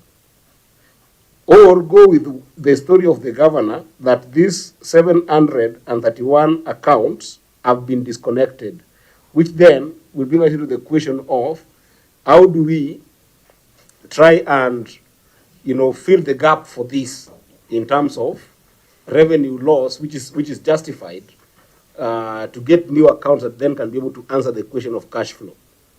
I don't know whether you're seeing my sense, because it directly impacts the query on material uncertainty. And we have to go with one story, Chair. We have to go with either the story of the auditor or the story of the governor on this particular query, 1.3. Otherwise, then we will glaze over the material uncertainty. It's a P&L question that then will be tied again to what you'll see, about 8 billion on non-revenue water. Chair, first just to clarify, on this particular matter, I have the response that was done. And the response done to the auditor was clear, that from the list of 10,192 stated, 7,010 are discontinued and enrolled, hence will not be billed. And we gave that same explanation even then. Why it carried on, I can't understand, because we gave that explanation and the system was available, to be accessed. I think the direction you give on now moving from now, that they can come and look at it again, is good, because the steps that the auditor has read are steps known to all of us. But how a query remains there when you have explained and you have shown and you're available to give the data it completely beats me. I don't understand why. I don't understand. Because that's the response I've read out that was given. At the point of receiving that response, they could have said, no, we want to come and look at the system. Just to resolve it, because that is the essence of an audit, isn't it? And that's the stage it should have been done, Chair. Chair, perhaps as the auditor is going to come into this, because there are two issues here we're going to look at: the issue of material uncertainty and the issue of non-revenue water, which is at 51%. And if you look at that in terms of absolute value, it's over 8 billion. That's not small amount of money. Auditor, were the 10,192 accounts, did they receive water? Let's walk a step back. Because they could be active, but they're not receiving water. For instance, when you see when the governor attempted here to say that these 731 were discontinued, basically it means that they did not receive water. In your view, did all of them receive water? Thank you, Chair. Our expectation is that because they were active, they were receiving water. So you see the stalemate, Governor? No, but we said they're not active. You see, if it's not active, it's not active. I think the way forward, honorable members. Yes, the D, the system says it's D, we printed out it's D, we answered and explained to you. Now, if you insist it's active, does it become active? That's why we were saying you sample them. Just sample the accounts. So, auditor, what you can do, sample of a few accounts and go and recheck and come back to us in 14 days. 14 days to be fair to them. But even as we do that, you know, as a Senate committee, you know, and you're doing oversight, maybe you should give us clarity or direction on what happens on something that is materially should not be in a report. That information has been provided, an answer has been given, because you're also oversighting the Auditor General, you know, that this audit query should not have appeared completely. So what happens when the auditor ignores information that is given on a specific query? What happens? Thank you, Because also the auditor can be wrong. You remember there's a time we came for an audit. I don't know what matter it was. It was SG. The issue of tankers. Tankers. And they almost made it look like we have how many? You remember that issue when it was a material mistake by the auditor, but nothing happens. So it will be good for, as we move forward, for also everyone to know they have a responsibility, you know, to follow those steps. Because I am also audited, and we go through this every single year. I remember there was a time when the auditor was insisting that we should not disclose in our books how much money we expect from government under the law, because they're saying we are over budgeting and the revenues are not matching the budget. But when you sit with the officers from the Auditor General and you exchange correspondence, you will tell them you object to this being like this or stated like this, and then they will say, no, this is the reason why you go through that process with them during the audit process, and you keep record. Because these matters cannot emerge. Of course, they can make mistakes. That's why but it is the responsibility of the entity that is being audited. You can demonstrate that you've provided documents. You can demonstrate that you disagree with the auditor's view by the correspondence that you exchange during the audit process. That's why I've shown you the letter we wrote on that issue. That's what I'm saying. So beyond that, really, I don't know what your expectation would be, Governor. No, the committee should have a provision, as you give your report, also to sanction the auditor. Yes. Chair. Honorable Chair. Yes, I mean, I think we did that. When we did the Public Audit Act, I was in Parliament. And the question that has always been there of who audits the auditor, you know, came up. Of course, the National Assembly gets an entity, because everybody must have a responsibility, you know. These days, you find a sensational headline, either from the Controller of Budget or the Auditor General. Then when you look at the crux of the matter, we're just eroding all public trust in institutions, you know. So I was just saying it as a, by the way, it's not a material thing, but when we've given an answer, in all honesty, you have access to the system, yet you don't do your part, something needs to be done as well, Chair. Fair enough. So I think the auditors, I give you the 14 days, go and re-verify the information and come back to us on that query. But I'll give you an opportunity to say something. Auditor. Thank you, Chair. What I want to mention is that sometimes you can include a report in the management letter, and then the client responds without giving any support to that. Now, in the case that we have here, you will find that the data that we have been provided We have received some analysis on the same, which has been done from the response in February 2025. So if this analysis had actually been done then it would have been provided then, and the auditor would have reconfirmed. So I doubt that this information was provided then. The figures could have been provided, yes, but the data to support those figures may not have been provided. I've directed that you go and reconfirm and come back to us in 14 days. Yeah. So let's proceed to query on long outstanding trade and other payable. This is almost similar to that, to what we have covered, but it is about people who have not paid, 4.1 billion. Auditor? Thank you, Honorable Chair. Long outstanding trade and other payables. The statement of financial position, and as disclosed in note 29 to the financial statements, reflects trade and other payables balance of Kenya shillings 5 billion 344 million 30,050.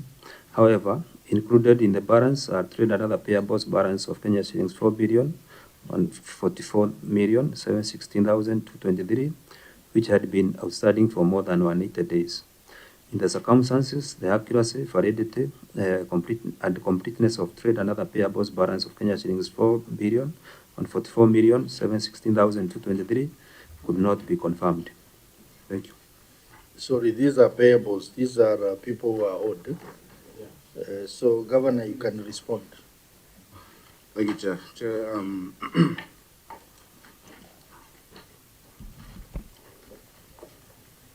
again, the number looks big. Let me answer what I wrote first, then I can give context. As observed, the company's payables stood at 5.3 billion, which includes 2.2 billion owed to NAP Trust. That accumulated from the actuarial deficit and interest, and the company was at that time pursuing a loan to settle that amount. 1.7 billion was release fees, and 490 million were abstraction fees.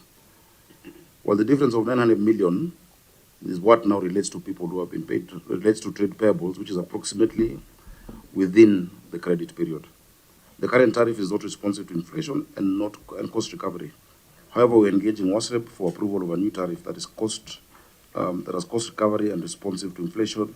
We're also putting mechanisms, just to keep improving revenue. So, Chair, just two parts to that. One, the 2.2 billion is an old debt about the lab trust.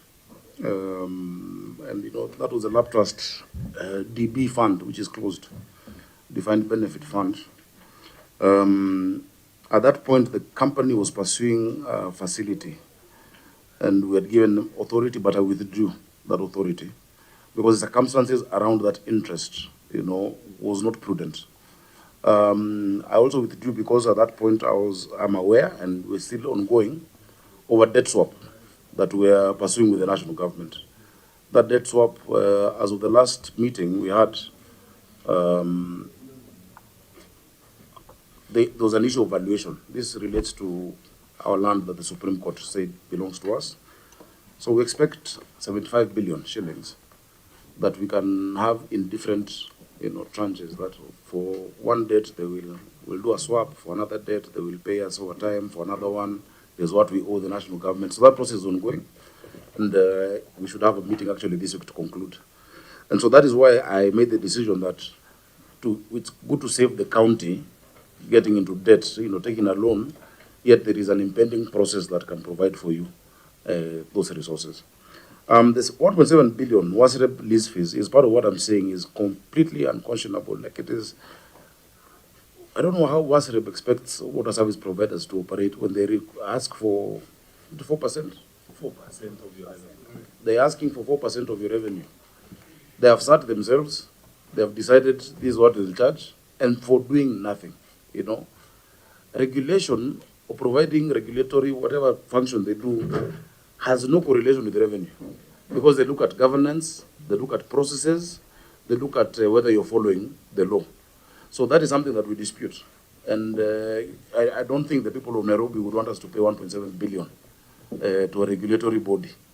Yet 1.7 billion can be used to take water to Nyati Court and all these places that are underserved. So this is something we completely feel should not be what counties are charged. They can have a management fee that WSPs pay, a specific fee just for the administration, because WASREB doesn't build dams, they don't do anything, you know. I mean, beyond what their mandate is. Of course, I acknowledge the good work they do within their mandate. In fact, now we're negotiating with them a new tariff discussion, you know. We're still in that process for a new water tariff. So the actual amount, Chair, this Warma obstruction fees, I'll let the MD talk about, I'm not clear on, the 490 million. The 900 million is what was payables, but we felt they're within the credit period, Chair. So it is not 5.4 billion owed to business people and hustlers. It is, as I've broken it down. The 1.7, I hope you can assist us, another WSPs, 4% of revenue from an entity providing service. You know, we're not a profit-making entity, but an entity providing service to people, whether it is Nairobi, Water, Kiambu, Muranga, etc., I think is completely off and should not be allowed by this House. Thank you, Chair. Maybe MD can expound, can they? Let the MD expound, and then the auditor will comment, then members will come in. Thank you so much, Your Excellency. When we actually abstract raw water from the rivers, we also buy that water from Water Resources Authority. That's the money which which has accrued without us paying the full amount. But every month, again, we give Water Resources Authority 10 million shillings every month. From the revenue we collect, we give them 10 million shillings to pay for the water which we abstract from the rivers. So again, just like the governor is saying, I do not understand why we pay with that kind of money instead of extending services actually to the people of Nairobi, or not only Nairobi, any other county. So some of these fees should be actually scrubbed by the Senate or Parliament so that we can provide services. This is money we collect from the citizens direct.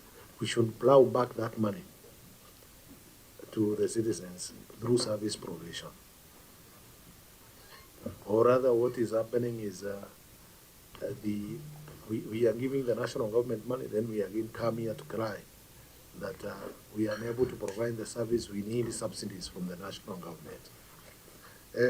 Again, this money you can see here, the 900 million, is the kind of the institutions, national government institutions, water service providers, who give water, they don't pay. This is the money which is pending as unpaid. When you look at the normal domestic customers, the amount pending is very low from them.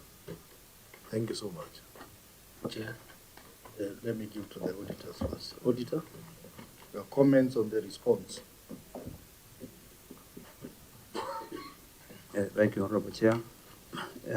This was the position as at that June 2024.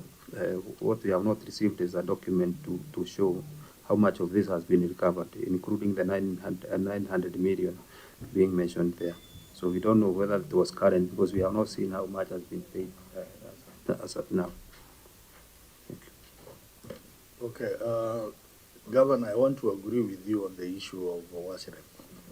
This committee we are actually finalizing a report on the issue of the water sector. And one of the things we are questioning is WASREB fees. Because WASREB is a national government entity. Why would county governments be the ones to finance WASREB? Yet is a national government entity. So we have issues there, which this Senate through this committee is trying to address on that. So maybe you can, as one way of helping you can do a formal correspondence to this committee on that matter so that we can pick it up. Let me start. He was first to request. Yeah, so first, Governor, we want to assure you that on that particular issue, we are with the governors on this one. those of us who believe in devolution proper, first of all, do not believe that these institutions should even exist. Because if water is a devolved function, I don't even know what you are doing negotiating with them. You as a county entity or county government should be the one to set the rates for the products. There was an even greater conversation in the Senate one time that we get a lot of our water from, say, Muranga. We should be paying Muranga that money for that abstraction and not this national government, if indeed Muranga can claim that the water belongs to them. But we know that the water does not belong to them. It just happens to be there. But my... Yes. I'm being told it came from Nyandarua. It was just passing through Muranga. I don't know how true that is. But my issue is sometimes, Governor, you use language that is very deceptive here. When you say that the current tariff is not responsive to inflation and cost recovery, what are you saying? And when you say you want review of tariffs in Nairobi, can you say with a straight face that you want Nairobians to pay more for the water? Engineer Muguna is saying that we, the domestic users, are actually the best in terms of payments. So why do you want to punish us by reviewing the tariff upwards? Review, no one has said upwards, Senator. Are you saying First downwards? First of all, no one has said upwards. So are you saying downwards? It doesn't have to be up or down. Sure. It is how a tariff has components. Yes. Yeah. There are different.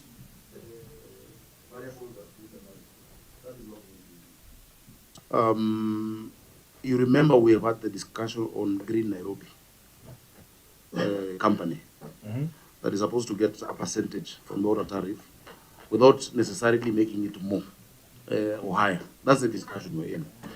Nairobians pay for their water very well. And even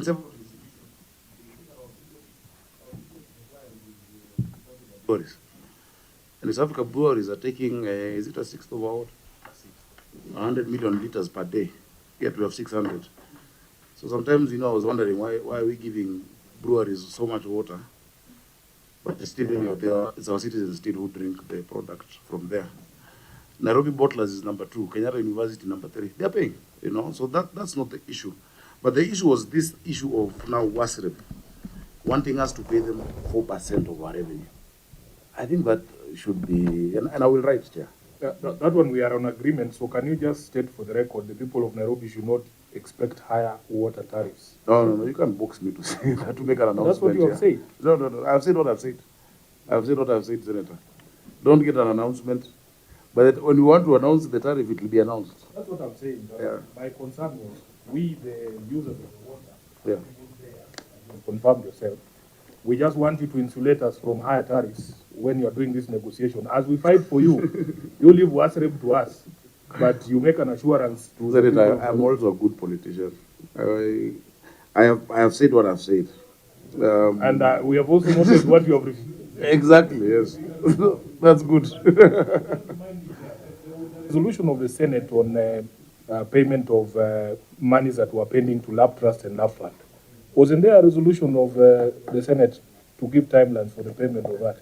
Yes, in fact, that's what I wanted to raise with the governor. We had an inquiry, a full inquiry done by this committee on the issue of outstanding pension, where counties owe pensioners close to 80 billion shillings. So this matter was serious. We did a resolution of the House. We recommended the creation of a task force by Treasury. Treasury has created the task force. The task force has collected views from all the counties, but they have not submitted the reports to us yet because they said they have not met Nairobi County. That is not true. I've met them. And your bill I have met them, Chair. Your bill is 8.7 billion. In fact, Chair, I have guided them on how to rehabilitate something called actual deficit. Yeah. The maths that they were using is completely wrong from professional point of view. Actual deficit cannot be charged at the same time as the interest, especially when an entity is engaging.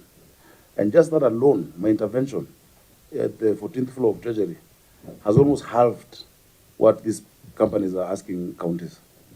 Chair, I remember I was the chairman of Labour in this house. Yeah. And that discussion started then. In fact, at some point, we had proposed a conditional grant to counties to be able to address the issue of the verified outstanding amounts in pensions. As we speak, I'm also the chair of human resource at the COG. So it's something I'm very well seized of. And Nairobi's position is that we want to offset it in a way that is not going to create more debt to the city, which had been the norm. So the task force should not use that as an excuse. I've sat with them. In fact, after the meeting, they asked me to do for them a paper, because I think we educated them a bit. The problem was that what was being proposed by the actuaries of the companies, or rather of the institutions that are owed. So you see, it was skewed towards them. And I'll give you an example. In Nairobi, we cleared, for instance, I've cleared my entire lab fund debt, which is a milestone. I've cleared the principal, but the interest is still there. So now I'm only paying interest, yet somebody is going to come and claim actuarial deficit. Professionally, that's not how it's supposed to be done. And so we're engaging with them. But the point is that we wanted ours cleared by way of that swap. And number two, I have attended that task force and we've engaged very positively. That time it was chaired by Albert Mwenda. So Governor, we have seen your colleagues do agreements with these institutions. Makueni is the most recent example that I can remember. Do you have agreements with these institutions on how we are going to clear these debts? No. Because if it's just statements of intent, then they are not helpful to us. So the outcome of that process is to now present the new bill, what amount it is. As I told you, we've almost halved, based on that reclassification that we've done within the task force. When I went to, I think, who did I go with? South Kerich, yeah, and some members of my team. So you do an agreement based on now what they're saying, okay, based on this is what we owe you, or rather you owe us. So what stage is that process? There's a task force, I don't know, it's under pressure. Once they conclude, then they will have now a figure that they are claiming from us. That is what we are waiting for.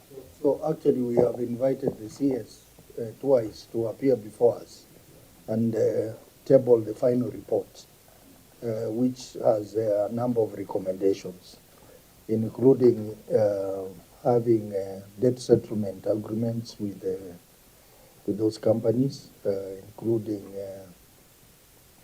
even conditional grant from the national government, and also including having a bond that can be given to counties to clear, and then they pay back. So there is a raft of recommendations. And Chair, I'll ask you to be really keen on that. Without imputing any improper motive, some of these institutions have in the past used that issue of the debt to get assets from counties, to untwist counties. You need to protect how the debts are sorted out. And I mean, if we had time, I would come and give some recommendations when it comes to that. It happened in Nairobi in previous administrations. They gave out, which estate is this? Mariakani Estate. And they have not even been able to recoup yet. The potential of partnering with these institutions to create a bankable project that then has beneficiaries, both the county and your debt is sorted out, is huge because they have a lot of liquidity. Chair. So that's the direction you should take. Okay. An engagement with them, for instance, Your Excellency, but also Your Excellency, becoming a governor. I can give you an example of a project we're looking at around the CBD with them that would cost maybe around 9 billion, but we do it as a joint venture. Even urban renewal, housing, if we go into joint ventures with these funds, one, they're able to adhere to the RBA ratio of assets and liquidity. Number two, they're able to ensure the pensioners have, assured income over time, because that is what is most important. And three, you don't burden counties. That is what my proposal would be on that regard. Chair. Yes. Proceed. Chair, long outstanding trade and other payables is usually the audit query here is that they are not within the credit period, which is the outstanding more than 180 days. What the auditor is trying to allude here is very simple. Are they being considered fast charge? because that is what should happen, given that, again, I still go back to the issue of material material uncertainty. But, Chair, the response here with what is the financial statements do not tally. And I want us to go to note 8, I mean, not 2.9 of the financial statements, so that perhaps you can just help me understand some things, Governor, here. Because I believe that the financial statements are not prepared by the auditor. From the signing, I can see here it is signed by Paul Omondi, Chairman Arnold Karanja, and MD Nation Muguna. Those are the people who signed this financial document, isn't it, Governor? So let's go to note 8, not 2. I don't know what I'm saying. Note 8, note 29. So in note 29, the trade and payables is 2.7 billion.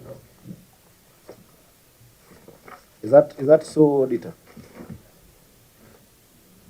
Yes. I just want to be sure that this is the document that you received from the Governor. Yes, Chair. The gratuity accrued is 79 million. The employee payables is 2.3 billion. And then other payables is 116 million. I leave here confused. I don't know who you're owing, Governor.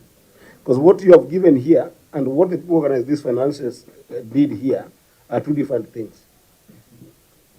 The only thing that is standing here is perhaps the outstanding amount that as observed by the auditor, which is 5.3 billion. But based on the audited finances, it's different. Chair, you know, Senator Sifuna said something very useful, that many people here are not accountants. Let me just ask my finance director to explain to you very slowly what each part of this means. Fine. That's fine. You must protect us from the governor. Oh, you're the one who introduced that. Now he's casting aspersions as to our ability to comprehend. Financial Okay, statements. let's go the way he wants it. Let's go the way he wants it. There's no problem. Let's go just slowly as you want us to go through. Proceed. Even I am also not an accountant. Accountant, proceed. Thank you. Through the chairman, note 29, trade and other payables. We are looking at the column 2024. So the first one is trade payables, 2.7 billion. The 2.7 billion includes WASREB, that is in the response, includes WRA, which is in the response, that is Water Resources Management Authority, and the other sundry debtors. We've lumped them together. That is a 2.7. The schedules of the same are available. Gratuity accrued. Can we have the schedule? Yes, the schedule can be provided. Is it in this financial statement? Schedules are ordinarily not attached to the financial statements. They are provided at the time of audit. Auditor, did you receive the schedule? Yes, thank you, Chair. Yes, the schedule supporting the balances have been received. They were received during the audit. Do we have them here? No, they are not there. Because Okay. the issue was the They don't need to be here. Those ones are provided during audit process. No, because they don't tell you what you are saying, but continue. Thank you. Gratuity accrued. Sorry, Chair. What is not tallying with what? Your explanation under your responses. Okay? Is not tallying with what? With what is officially in your financial document. But it is. What is the difference? How much is the difference?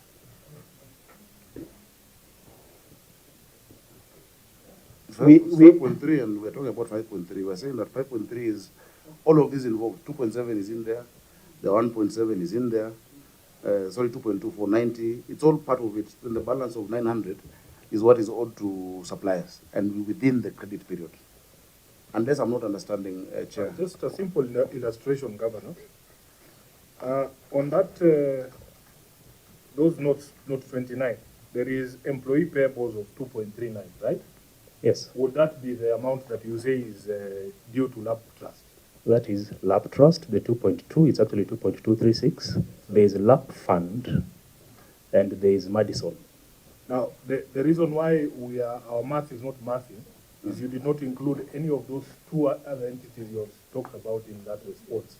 That's why Eddie is saying it is not adding up. Oh, now I understand. So I think it is you to be explained to slowly where our Full confusion has come from. Because for us, we saw what. So what's the question? So the question was in the responses when you're itemizing in the responses you're itemizing, you should be able to itemize so that the figures tally add up to what is in the financial statements. That's what Eddie was saying. So you left out those two institutions. You said which one and which one? Lab Fund and Madison. Yeah. However, So I in your response, Governor, you will see there's no reference to those two. the debt owed to Lab Fund and Madison are current. The ones we mentioned in the response are the ones that are beyond 180 days. Where is the 180 days? So in the response, just include everything so that that confusion can be sorted out, because the figure is 2.2 here and 2.39. No, we're not including everything. The question is, what is beyond 180 days? And that is why we mentioned those that are beyond 180 days. Chair, I think the issue here is, as we have said, we are also not experts. I think the issue is language. Because if you look at two, it's long outstanding threats and other papers. And the governor and his team are saying they did not include those that are below 180 days. So basically, we should not belabor on issues that were not raised by the auditor. Exactly. Yeah. And there is a detailed analysis on maturity of those payables. And the 40 I think under note 40.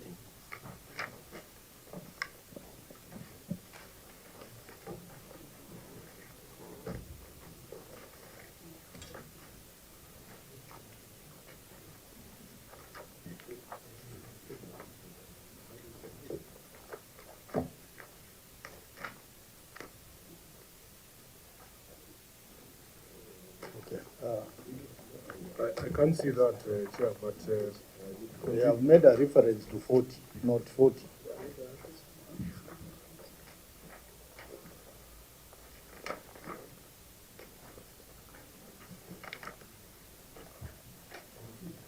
The risk management objectives and policies. 40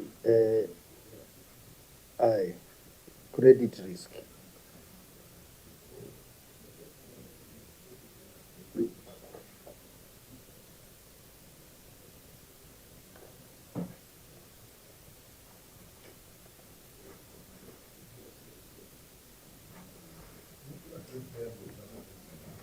It's not relating.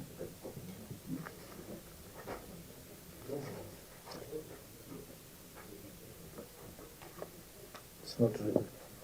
Okay. So what we have said is that as we wait for the correspondence from the county, we will try to intervene on the issue of 1.7 billion to WASREM, 2.2 billion to Lab Trust. It's a process that is already ongoing. We are waiting for the report from Treasury, and we'll be able to help the county on that. On the WASREB and the WARMA, maybe what they need to do as a Council of Governors, they need to raise issue on the regulations, because I believe the percentages are in the regulations, so that, we can review, we can make amendments on the regulations. Yeah, that will be done by the delegated legislation committee. They can do a request to the delegated legislation on the amendment of regulations. The certain came up with them. They didn't even come to Parliament, as they should. Yeah. Maybe that is a way. So let's move, honorable members.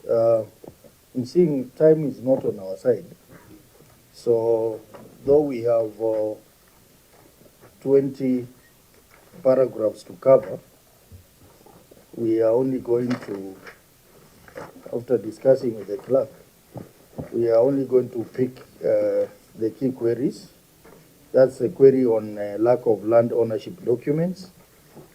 Then there is a query on trade and other receivables. And then there is a query on material uncertainty relating to going concern. There is a query on unaccounted for non-revenue water.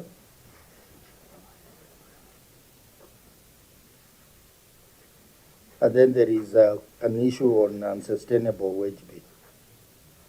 Yeah, so we do those, and then we'll clear for the day. But I'm going to suggest that we have a healthy break for 5 minutes. When we come back, we start with a query on lack of land ownership documents.